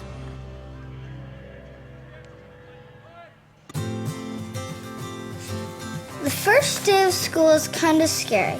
You don't know your teachers yet or who your friends will be. But school is really important. It's how you learn things and grow. Okay, I'm ready. You're gonna do great, Mommy.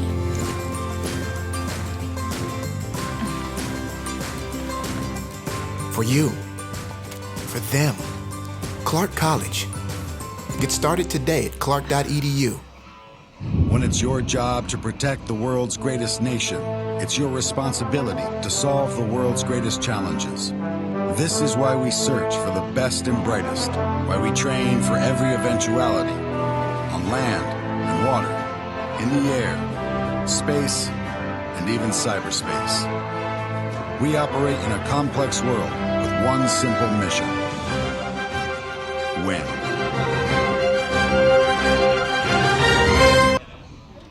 Okay, we are back here at Story Field on the campus of Lower Columbia College, and we got some changes for LCC here in the top half of the 6th inning. Oh, okay, more changes than we thought. Blaze Arcano is going to go into left field for Lower Columbia. New pitcher is going to be Trevor Huddleston, and Robinson will go to right field for Lower Columbia. So Steve Robinson to right, Arcano to left, and Huddleston in relief of Jared Aiken. We are in the top half of the 6th inning, 2 outs, and Huddleston's first pitch is called ball 1. 1 ball and no strikes on the hitter O'Brien. Left-hander Huddleston, and the pitch, check swing, and they'll appeal down to first base, and he did not go. So the count now 2 balls and no strikes on the batter O'Brien. Huddleston trying to keep the damage limited here as his team is now down by a score of 5-2. Huddleston from the stretch with the runner at third, and here's a pitch, swing, fouled away, and the count is now 2 balls and 1 strike. Huddleston on the year, a record of 3-1. He appeared in 16 games. He did not start in. He has 3 saves and an ERA 2.63. Here's the 2-1 pitch. That is down low for ball 3. 3 balls and a strike now on O'Brien. Lower Columbia had the 2-0 lead after 3 innings, and Everett tied it with 2 in the 4th, added 2 more in the 5th, now has 1 here in the top of the 6th, now leads 5-2. Here comes the 3-1 pitch, swinging a bouncer back to the mound, gloved by Huddleston, sets, throws the first, and retires O'Brien for the final out of the inning. But Everett adds on here in the innings as it picks up 1 run on 1 base hit. There were no errors and 1 runner left on base. After 5.5 innings of play here at Lower Columbia College, it's now Everett 5, LCC 2. Ready for a new adventure? Study at Douglas College in Vancouver, Canada. Take a post-degree program and launch your career, or prepare to study at top Canadian universities. Become eligible for a 3-year work visa with a 2-year program. Choose success. Choose Douglas College.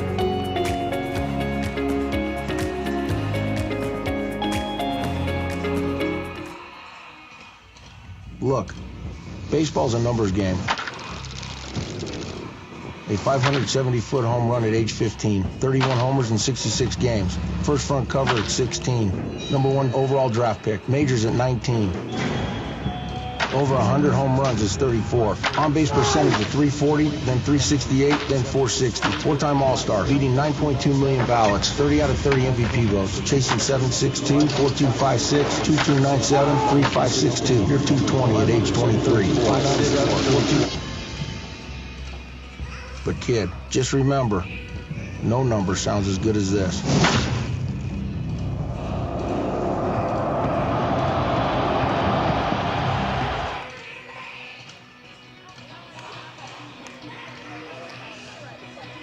Huddleston, Hawkinson, and Robinson all due up for Lower Columbia here in the bottom half of the 6th inning. In a game that LCC had the 2-0 lead. Now Everett's rallied for 5 consecutive runs and now leads 5-2. Curtis Bafus on the mound in the first pitch to Huddleston. Swing popped up, out of play, strike 1. No balls and a strike on Huddleston. Huddleston is 1 for 2 today. Caught looking in the first, had an infield base hit in the 4th, and stole a base. Bafus ready. Here's the 0-1 pitch. Curveball, swing, bounce, foul. And the count goes to no balls and 2 strikes. Huddleston started the ball game in right field and then came in to get the last out here in the top of the 6th in relief of Aiken. And right now, as far as you know, he will return next inning, but we'll find out. Here's the 0-2 pitch. Swing and a miss, strike 3. Huddleston fans for the 2nd time this afternoon. Well, Huddleston strikes out for the 2nd time today for Bafus. That's his 6th strikeout of the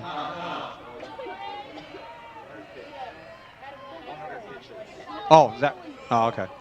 100 pitches already now for Bafus as he gets it down to Hutchinson. He bunts off balance, throw to first in time. Nice play at third base by Trevor Cook. He off balance throw as the bunt down the line. He grabs it, off balance throw on the money, and just gets Hawkinson for the 2nd out of the inning. So 2 up, 2 down now for Robinson. Robinson now in right field, started the ball game in left, and he'll face Bafus for the 3rd time today. He swings at the first pitch, popped up, foul, out of play, count no balls and a strike. Robinson grounded out to the 2nd baseman Prater, and he walked back in the 4th. Bafus 6 strikeouts, 3 walks, and a hit batter. Has given up 5 hits through 5 2/3 innings. Here's the 0-1 pitch. Swing and a fly ball into center field. Steckler is there, looks up, makes the catch, and that retires the Red Devils here in the 6th inning. A 1-2-3 inning for LCC. No runs, no hits, no errors, no one left on base. After 6, Everett 5, LCC 2.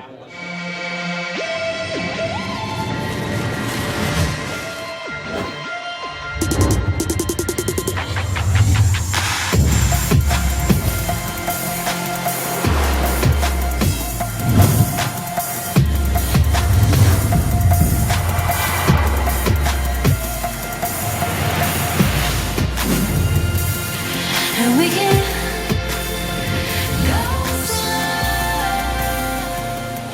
go. Originally, I came to C of I specifically for baseball. And once I got here, I realized that C of I was a lot more than just baseball. The student-faculty ratio here is unbelievable. That was really where I realized that C of I was different than my old school that I transferred from, and really any other school. I had one teacher spend about 5 hours with me in 2 days on individual work, and I've never had a teacher, even in high school, take the time to do that for me. I'm Sam Grice, and that's why I chose C of I.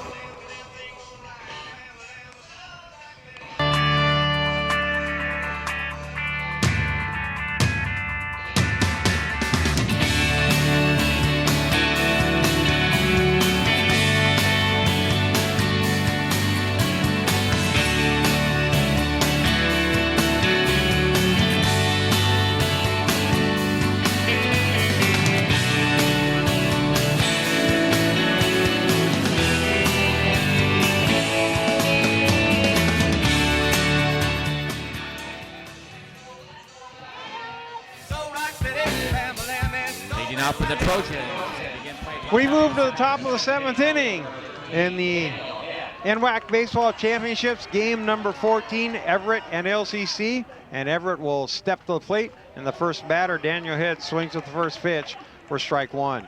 Head, Cook, and Yackley due up for the North Division champion Trojans here in the top of the 7th inning. Here's the next pitch from Huddleston. That misses away, ball one. 1 ball, 1 strike on Head. Head today 1 for 2 with a double. Here's the next pitch, swing, fouled back to the screen. And the count goes 2-1 ball and 2 strikes.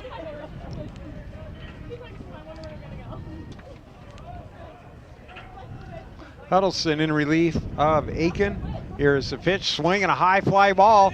Left field, coming on in, now retreating is Arcano. Reaches up, makes the catch for the first out of the inning. Arcano came in a couple of steps right off the bat, then retreated a couple more, and then he stands there, makes the catch, and Head is retired for the first out of the inning. That'll bring up Trevor Cook. Cook making his first at bat here this afternoon as he replaced McGrath at third. First pitch to him, misses outside, ball one. Trevor Cook on the season hitting just 195 with 5 RBIs. Here's the next pitch, he's taking all the way for strike one. 1 ball and 1 strike on Cook. Cook, a sophomore from Redmond, Washington. Here comes the 1-1 pitch. And that one catches the corner, strike two. 1 ball, 2 strikes. Steps out of the batter's box for a moment. Get himself reset as he's behind in the count, 1 ball and 2 strikes. Get a look there at Trevor Huddleston. If you're watching on the NWAC. Here's the next pitch, and that bounces up the plate for ball 2. 2 balls and 2 strikes now on Cook. Yackley awaits on deck, top of the order. Here's a 2-2 pitch, and that's high, ball 3. 3 balls and 2 strikes now on Cook. Huddleston ready. Here comes the wind and the delivery. 3-2 pitch, swing and a line drive over the shortstop into left field for a base hit.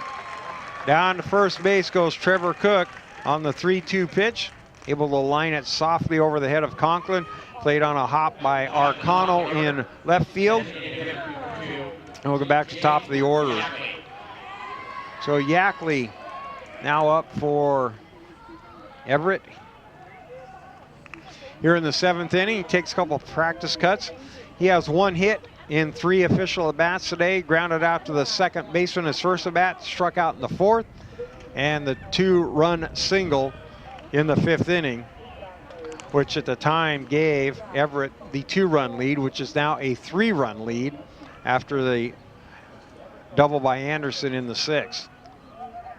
Count 1 ball, no strikes on Yackley. Huddleston from the stretch, runner a short lead at first base, but he'll go over there. And back easily is Cook. 1 out here in the top of the 7th now.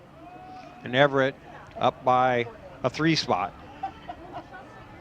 Huddleston, the left-hander, Here comes the 1-0 pitch. That fastball swing and a ground ball hit towards the second baseman. Muzzy's got it, flips to Conklin, relay on the first in time, double play! That'll end the inning for Everett here in the 7th for the Trojans. No runs on 1 hit, no errors, no runners left on base. After 6.5, Everett 5, Lower Columbia 2. People often ask, what is it you do? I'm an Idaho Army National Guard soldier. But then again, it's not that simple. You see, I'm more than a weekend warrior. It's a continuous effort every day.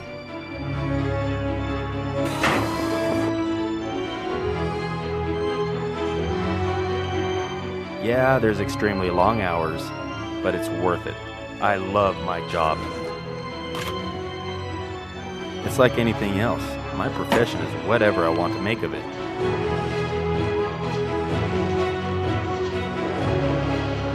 I get to do the incredible things most people dream of. The men and women I serve with are dedicated to being a premier force.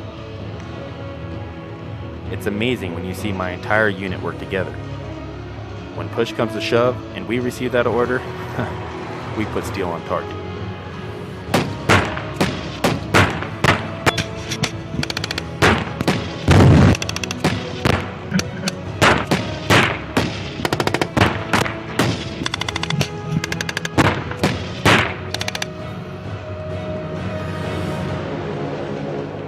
I'm always ready to be called upon to serve our nation. But in the meantime, I train.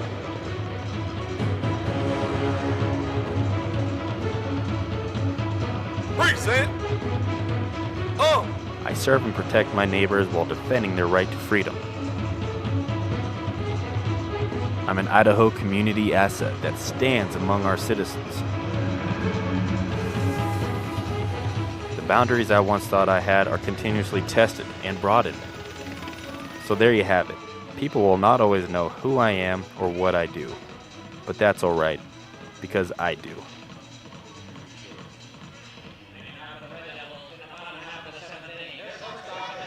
All right, we go to the bottom of the 7th inning. Lower Columbia trailing Everett by a score of 5-2, and Corey Conklin will lead off for the Red Devils. Bafus first pitch, swing and a miss, strike 1.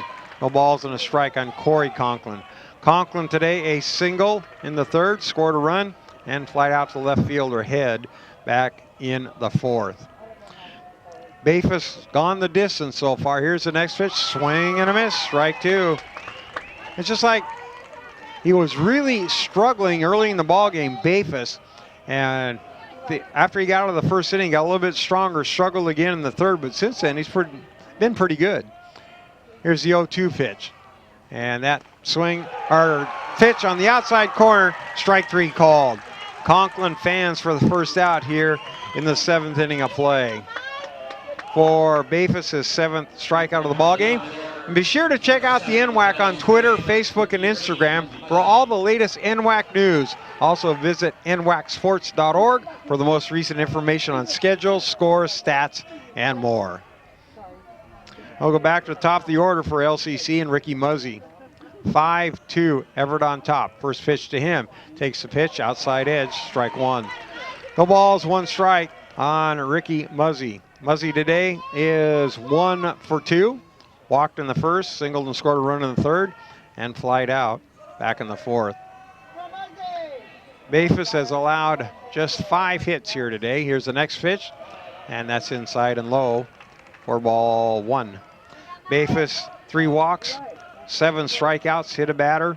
Again, allowed 5 hits and 2 runs so far. Right-hander is ready, he wheels and deals on the pitch, swing and a line drive into right field. That's a base hit.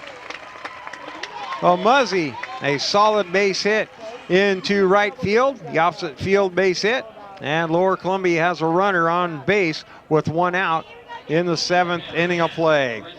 Second hit of the ball game for Muzzy. He's been on base 3 times. That'll bring up JT Strickler. Strickler today is 1 for 3. Struck out in the 1st, singled in the 3rd, and popped out in the 5th. So Strickler stands in. Bafus is ready. First pitch, fastball up and in. Ball 1. 1 ball, no strikes on Strickler. Lower Columbia, the home team in this championship game. If Everett holds on, we'll have a second one approximately 45 minutes after the end of this one. LCC rallies, it's over. There's a throw over to first base, and diving back in is Muzzy. 1 ball, no strikes. On the number 2 hitter for the Red Devils, Strickler. Bafus from the stretch. There's a pitch. Swing and a fly ball. Hit into right center field. Long run for Steckler. Steckler is there. He makes the catch for the second out of the inning. Long run to his right for Bryce Steckler, but he's able to get it just short of the warning track. And Strickler lies out for the second out of the inning. Back to first base goes Muzzy, and that'll bring to the plate the first baseman for the Red Devils, Cameron Campbell. Campbell today looking for his first base hit of the afternoon. He's been on base. He was hit by a pitch his last at bat in the 5th. 5-2 Everett over LCC. Campbell will step in, the runner at first. Muzzy takes his lead, held on by Smith, throw to first base. Slides back in, and Cordova Smith has to jump over him so he doesn't step on him. I don't know if you saw the video from, I think it was Dayton, Ohio, where the minor league baseball game, they had a full-fledged fight because of one of the players stepping on an ankle of a sliding player. Then you saw a pitcher come in and threw a fastball at one of the players. This is in minor league baseball.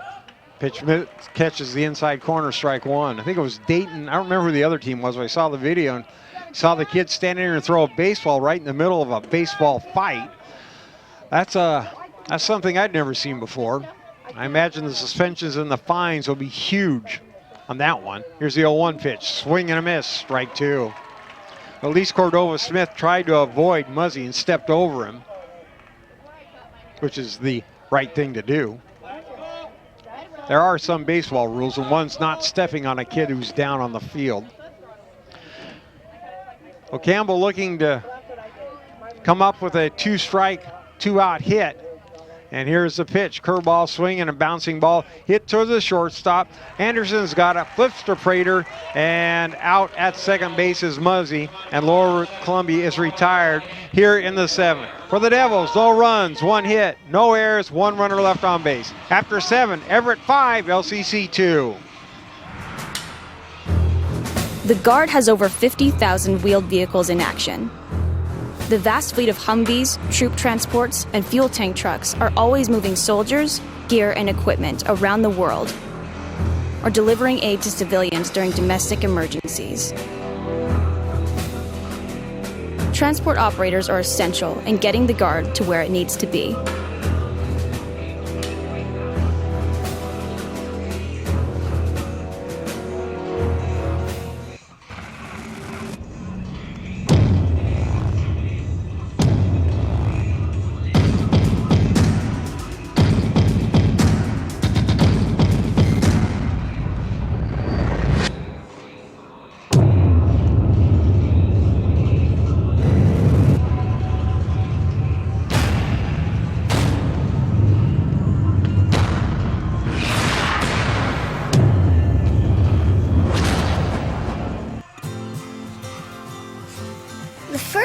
School is kind of scary. You don't know your teachers yet or who your friends will be. But school is really important. It's how you learn things and grow. Okay, I'm ready. You're gonna do great, Mommy.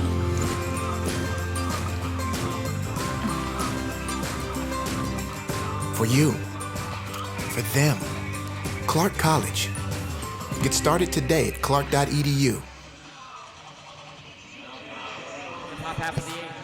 Everett sends up the 2, 3, and 4 hitters as we are in the top of the 8th inning now, and the Trojans on top of the Devils by a score of 5-2. Huddleston's first pitch to Prater, strike 1. No balls and a strike on Prater. Prater today is 0 for 3, a couple flyouts to left field and a ground out to the shortstop. Huddleston ready. Here's the next pitch, and that misses high. Ball 1. 1 ball and 1 strike on Prater. Sun has now come out here at Story Field. Here's the 1-1 pitch, and that sails high again for ball 2. 2 balls and 1 strike on Prater. Huddleston, he gets the ball and he's ready to go, so it's kind of nice. keeps the game moving along. Here's the 2-1 pitch, swing and a high fly ball, left field and deep, looking up is Arcano, and is gone! Home run! Prater claps his hands as he rounds first, and he'll make the run around the bases as the solo home run here in the top of the 8th inning for Everett, and it increases its lead by a score of 6-2. Arcano knew after about 2 steps that was gone, as the home run deep to left field and over, looked like the bullpen as well, and Prater with the home run and gives the North Division champs the 6-2 lead. First pitch to the batter, now to the plate, Tingelstad, is high, ball 1. For Prater, check see how many home runs he's hit. Here's the next pitch, swing, fouled away for strike 1. For Prater, his 7th home run of the season, which leads the Trojans in home runs. Well, Tingelstad 1-1. Here's the next pitch, curveball, taking all the way, strike 2. Tingelstad now down in the count, 1 ball and 2 strikes. He is a 1-for-3 afternoon working, as he has an opposite field double and a run scored. Here's the next pitch from the left-hander Huddleston, high, ball 2. Also grounded out twice to Muzzy. The leadoff home run for Prater now gives Everett the 6-2 lead. Here's the next pitch, swing, high fly ball, left field. Back on the ball is Arcano again. This time he has room, makes the catch for the first out of the inning. So Tingelstad goes opposite field, but Arcano is there to make the catch for the first out of the inning. That'll bring up to the plate Peyton Cordova-Smith. Cordova-Smith 1 for 2 today with a couple of runs scored. And he really got his team going with that humongous home run back in the 4th. Steps in, first pitch, off speed, down the middle, strike 1. No balls and a strike on Cordova-Smith. Grounded out in the 2nd, the 2-run home run in the 4th, walked and scored a run in the 6th. Huddleston ready, here's the next pitch. And that misses a little bit outside, ball 1. 1 ball and a strike on the cleanup hitter for the Trojans. Trying to force a deciding game 15 here this afternoon. Here's a 1-1 pitch, and that fastball is high, ball 2. 2 balls and 1 strike. Lower Columbia, the only undefeated team left here in the championship, so Everett has to beat them twice. Here's the next pitch, taking all the way, and it's at the knees, strike 2. Everett needs to win this game and also the next game to take home the championship. Here's a 2-2 pitch, swing and a miss, strike 3, and Smith strikes out for the second out of the inning. So for Huddleston, that's his first strikeout of the day. For Lower Columbia, it's 3rd as a team. That'll bring up Bryce Steckler. Steckler today is 0 for 3.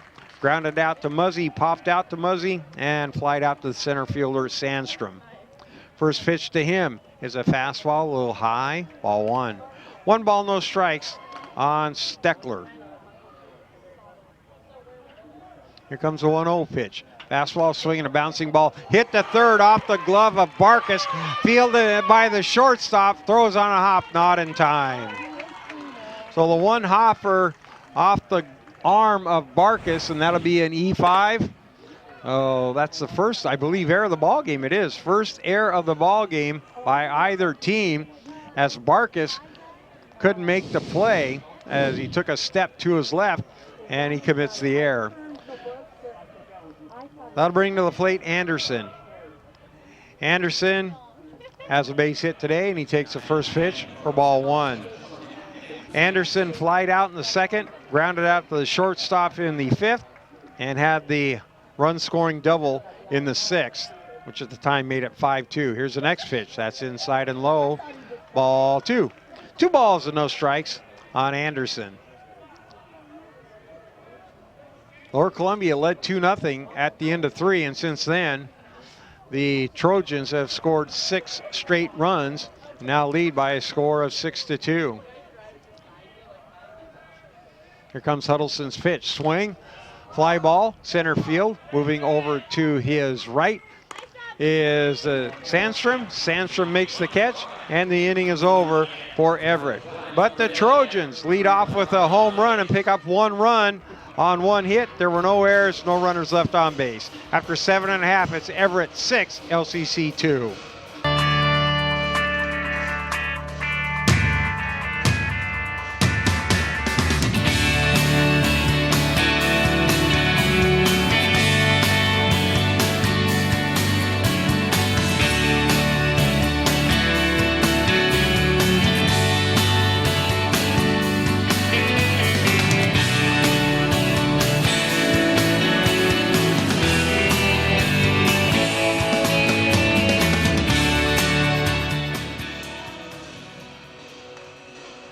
LCC has definitely prepared me to transfer to Oregon State because it's helped me with my study skills. I'm a much harder worker than I was in high school. I had a great support base by the staff, and I've made some great friends that I think I'll carry on with my life. I've definitely loved my classes. I've learned a lot. It's been a healthy environment. Don't be afraid to branch out. The people here are awesome. I'm going to be in it for a while, but down the road I'll be finishing up and be ready to join the workforce.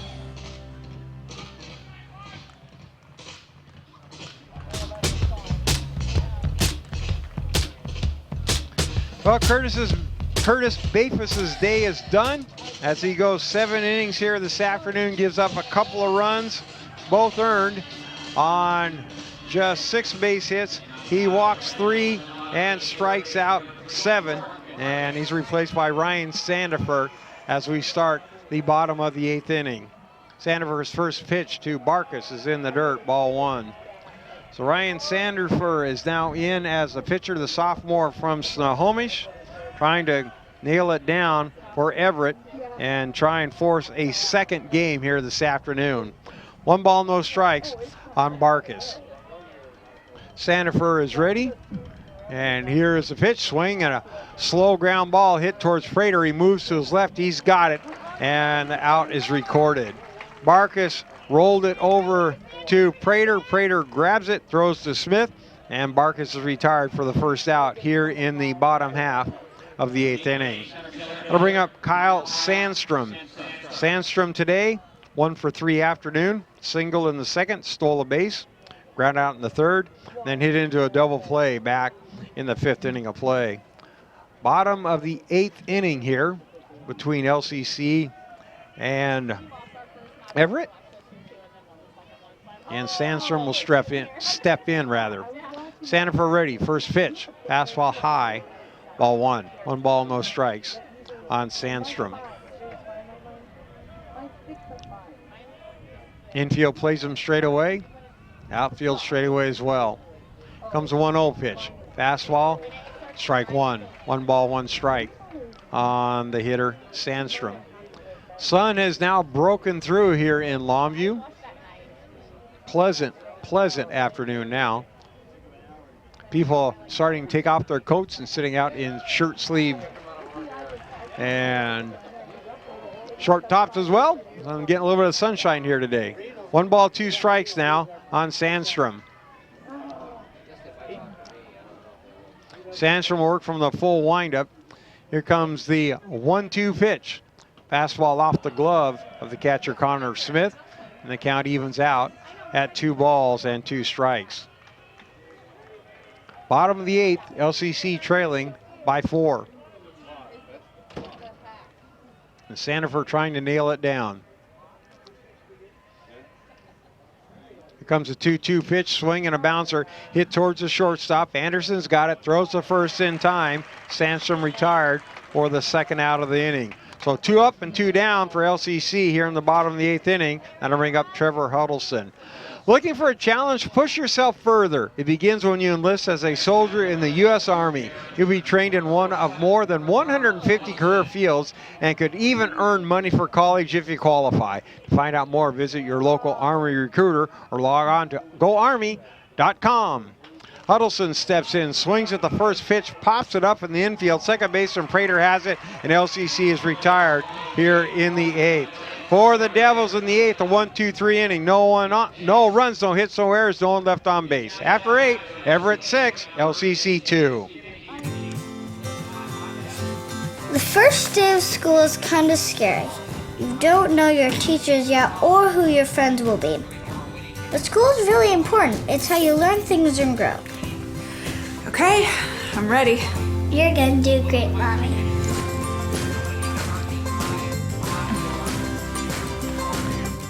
For you, for them, Clark College. Get started today at clark.edu.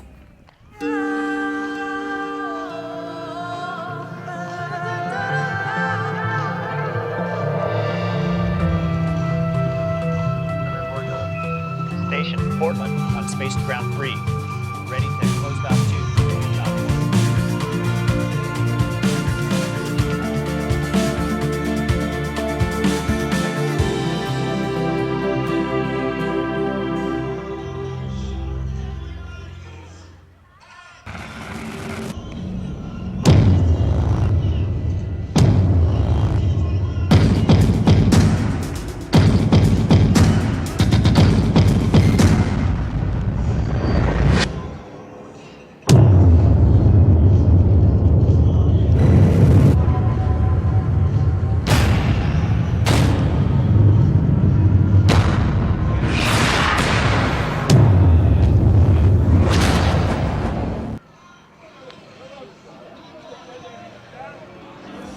Everett just needs to get 3 more outs, and it will force a deciding game 15 as we move to the top of the 9th, and the Trojans leading the Red Devils by a score of 6-2.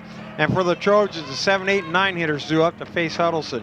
Connor O'Brien takes the first pitch for a strike. No balls and a strike. Huddleston ready. Here's the 0-2 or 0-1 pitch rather, and it's outside for ball 1. O'Brien today 1 for 3. Here comes the 1-1 pitch. And a swing and a ground ball. Knocked down by Muzzy. Turns, throws, got him! Muzzy, a diving stop at second base. Got it off the heel of his glove. Able to turn and quickly get up and throws a strike to Campbell at first base. And out at first base is O'Brien. Nice play there by Muzzy. And that's the first out here in the inning for Everett. I bring to the plate Head. Head today 1 for 3 with a run scored. First pitch to him. Fastball misses. Ball 1. 1 ball, no strikes on Daniel Head. Struck out in the second, doubled and scored in the 5th. Hits the ball towards the shortstop Conklin. He's got it in time, and Head's retired for the second out of the inning. That'll bring up Trevor Cook. Olympic College is a place to pursue your dreams on and off the field. With 11 women's and men's athletics teams and numerous academic pathways, there is something for everyone at Olympic College. Get busy learning at olympic.edu. So 2 up and 2 down here for Everett here in the 9th inning, and Trevor Cook takes the first pitch for a strike. He is 1 for 1 today. He came in relief of McGrath back in the 6th. Here's the next pitch. Waved at and missed, strike 2. Huddleston in front of the count now on Cook at no balls and 2 strikes. 6-2 Everett, top of the 9th over LCC. Huddleston ready. Here comes the 0-2 pitch, way outside. Ball 1.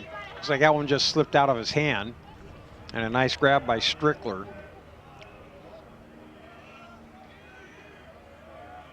Cook is ready. Here's the 1-2 pitch swing. Popped up, left field line. This is going to be a tough play for the shortstop and the left fielder, but the left field, Arcano able to get it in fair territory for the last out of the inning.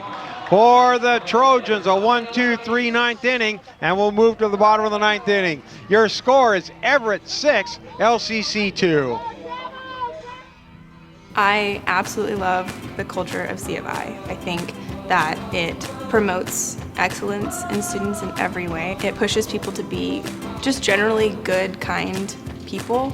I really love how the P curriculum pushes students academically. You can be involved in student government, you can be involved in res life, you can be involved in sports, and kind of explore what kind of person you are and kind of how you will fit into the world after you graduate. I'm Ellen Campbell, and that's why I chose C of I.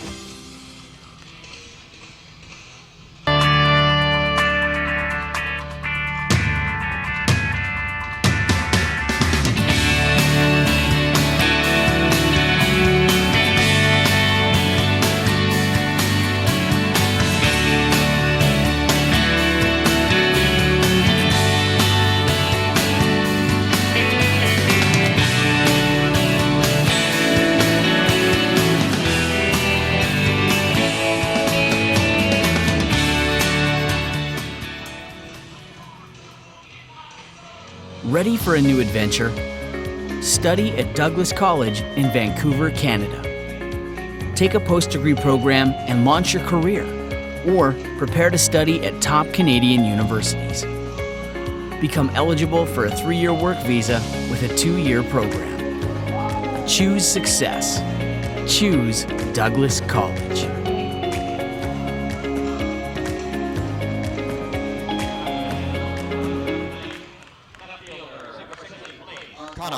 Oh, he went already? Oh, okay. That's fine. Back here at Story Field on the campus of Lower Columbia College, and the home team Lower Columbia Red Devils down 6-2 as we go to the bottom of the 9th in the NWAC championships. If Everett holds on, we'll play another game somewhere around 3:05. If LCC can rally for 4 or 5 runs, preferably 5 if you're LCC, then the game's over. Up to the plate is Hodkinson. And I'll check that. He got replaced. I forgot about that. Arcano is now batting for LCC. Blaze Arcano is up for the Devils. And the count is 2 balls and 1 strike on Arcano. Arcano's first at bat here today as LCC trailing by a score of 6-2. Next pitch, fouled. And Arcano hitting .225 on the year. If Sandifer can pick up his second save of the season, we'll have one more game, which will be for all the marbles. Trying to win it for Curtis Bafus, who went 7 innings, allowed just 2 runs on 6 hits, and struck out 7. Here comes a 2-2 pitch to Arcano, swinging a bouncing ball past the diving short third baseman and into left field for a base hit. Arcano, the bouncing ball just past the diving third baseman and underneath the glove of the shortstop into left field for the base hit. So Lower Columbia gets the leadoff runner on here in the bottom half of the 9th inning. That'll bring to the plate Steve Robinson. Robinson in right field now. He started the ball game in left, and now he's in right field. Robinson today is 0 for 2. Left-handed batter facing the right-handed pitcher, Sandifer. First pitch to him. He's taking all the way. Strike 1. No balls and a strike on Robinson. Conklin awaits on deck for Lower Columbia. And the Red Devils trailing by a score of 6-2. Bottom of the 9th. Sandifer from the stretch. Here's the pitch. And that's another strike. No balls and 2 strikes now on Steve Robinson. Again, a big crowd here now. It's filed on in. Hoping their home team can rally. Of course, the Everett faithful here, hoping not. Here's the 0-2 pitch. Check swing, I think he went. They tag him out, strike 3. Robinson couldn't hold back, and he strikes out for the first out of the inning. For Sandifer, his first strikeout of the afternoon, 8 on the game for Everett. That'll bring to the plate the shortstop, Corey Conklin. Conklin today, 1 for 3. Single and a run scored in the 3rd. Flied out to the left fielder and struck out in his last at bat. Well, Conklin, left-handed batter, throw to first base, diving back safely is Arcano. I tell you, if Arcano gets picked off here in the bottom of the 9th, he is not going to be welcomed back in the dugout as his team down by 4. Here comes the pitch. And it's on the outside corner, strike 1. No balls and 1 strike on Conklin.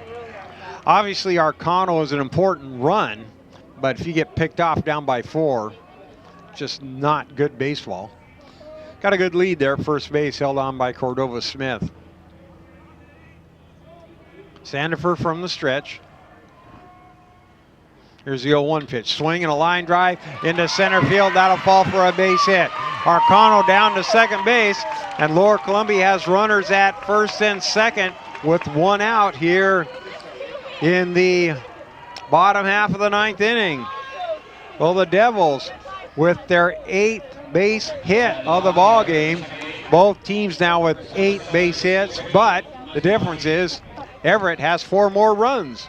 So Lower Columbia 2 runs on 8 hits now, and the Devils 6 runs on 8 hits. Now we're going to have a visit out to the pitcher's mound. Again, 1 swing will not tie the ball game. It'll make it a lot more interesting. There is no activity in the Everett bullpen, so there won't be a pitching change as of this moment. But right now, all the Trojans want are a couple of outs. Take a look at the Red Devil dugout. They're all hanging on the rail. As the conversation continues now, our home plate umpire, John Jackson, is going to break it up to get this ball game moving. There's a look of some of the people standing behind the dugout. There's always a lot of people like to stand behind the dugouts at baseball games. They feel like they get a better view. And sometimes you do. I've done that myself many a time. So So now we go back to the top of the order for Lower Columbia and Ricky Muzzy. 6-2 Everett as Muzzy steps on in. Runners at first and second. Sandifer's first pitch inside, ball one. Muzzy today a couple of base hits along with a walk. So he is 2 for 3 with a run scored. And he flied out to the right fielder. Muzzy trying to keep the inning alive and draw LCC a bit closer as his team is down by 4. Sandifer's 1-0 pitch. Check swing. Bounces up to the plate. They'll appeal to first. And he did not go. Count 2 balls and no strikes now on Muzzy. Looks like it's going to be Sandifer's game to save or lose because there's no one warming up in the Everett bullpen. So Sandifer looking for save number 2 of the season and force the game number 15 title decider. Here's the 2-0 pitch, inside corner, strike 1. 2 balls and a strike now on Muzzy. And Lower Columbia jumped out to the 2-0 lead in the third. Everett tied it in the fourth, took the lead in the fifth, added a single run in the sixth, and one in the eighth. Now has the 6-2 lead. Sandifer from the stretch. Here's the pitch. Swing and a bouncing ball, foul down the third base line. The third baseman, Cook, started after it and then lets it go as it continues to go down the fence and grabbed by one of his teammates. Well, the count is now 2 balls and 2 strikes on the leadoff hitter, Muzzy, for LCC. On deck is Strickler for the Red Devils. Sandifer a long time looking in to his catcher, Connor Smith. Now he's ready. Looks back to second. Here's the 2-2 pitch. Swing, fouled back to the screen. And the count stays at 2 balls and 2 strikes. LCC looking for its 12th championship. And Everett looking for its 3rd. Sandifer from the stretch. Again, a couple looks back to second base. Here's a 2-2 pitch, and again, that fastball inside, ball 3. 3 balls and 2 strikes now on Muzzy. And a base hit. Either load them up or score a run. I cannot believe the runners would be going on a 3-2 pitch, down 4. But you never know. See how they get their leads. Runner first, not held on at all. Sandifer again. Here comes a pitch. Swing, fouled away. The count remains 3 balls and 2 strikes. Nice job by Muzzy. That pitch was outside, but he's able to flick it away once again. Keep the at bat alive. Muzzy steps back in. Sandifer trying to get an out here. Sandifer ready. Here's the 3-2 pitch. Swing and a miss, strike 3. As a ball foul tipped actually into the glove, and Muzzy fans for the 2nd out of the inning. 2nd strikeout by Sandifer. Now it's up to Strickler to keep the game alive for Lower Columbia. Strickler today is 1 for 4. Struck out once, flied out twice, and a single back in the 3rd. Red Devils with runners at first and second, but 2 outs now, trailing by a score of 6-2. Sandifer ready. Here comes the first pitch, and that is off speed, low and away, ball 1. Everett, which has only lost to Lower Columbia here at the tournament, right? That's their only loss, was to LC, trying to bring it back and force the game 15 and the decider. Sandifer very deliberate. Here comes the 1-0 pitch, and that fastball he's taking all the way, and must have been a little high for ball 2. 2 balls and no strikes now on Strickler. If he can get on, Cameron Campbell on deck would be the potential tying run here in this ball game. Counts 2 balls and no strikes. Here's a pitch, and that one's upstairs for ball 3. Now it's getting a little dicey because if Strickler can get on, the potential tying run would come to the plate in Cameron Campbell. Now Trevor Cook is going to come over and have a couple of words with his teammate, and he'll trot back to third base. Again, no activity in the Everett bullpen, so it's Sandifer's game, win or lose. Trying to nail it down for Bafus, who went 7 innings this afternoon. Gave up just the 2 runs. Here's a 3-0 pitch, it hit him. So Sandifer hits. Okay, Sandifer leading the NWAC. Oh, Sandifer, or yeah. So, I said Sandifer, didn't I? I meant Strickler has led the NWACs in being hit by pitches. I started to say, oh, how many times have you been plunked? 23 times in, geez, that's a lot. In 48 games, that is a lot of times, about once every other game getting hit. Bases are full now, Strickler down to first base. Up to the plate comes Cameron Campbell. First pitch, strike 1. Arcano at third, Conklin at second, and at first is Strickler. Tying run at the plate is Cameron Campbell. Sandifer is going to work from the stretch with the bases loaded. Runners have their leads, not being held on at all. Here comes the pitch. Swinging a ground ball into right field. That's a base hit. That will score at least 1 run, and that's all they'll get as the ball is quickly thrown in by Tingelstad, and the Devils cut the lead down by 1 run. Arcano scores from third base on the sharp single by Campbell into right field. So he picks up the RBI on the single to right field, and now LCC has a tying run at first base. So down to third goes Robinson. At second is Strickler, and I believe we've had a pinch runner put in for Campbell. Marcus will come to the plate, and we do have a pinch runner at first. Don't see who the number is. Dave Andrews got the good eyes. He'll tell us who it is in just a moment. So the base is loaded now, 6-3. Everett leads, but the winning run is now at the plate. Grand Slam wins it.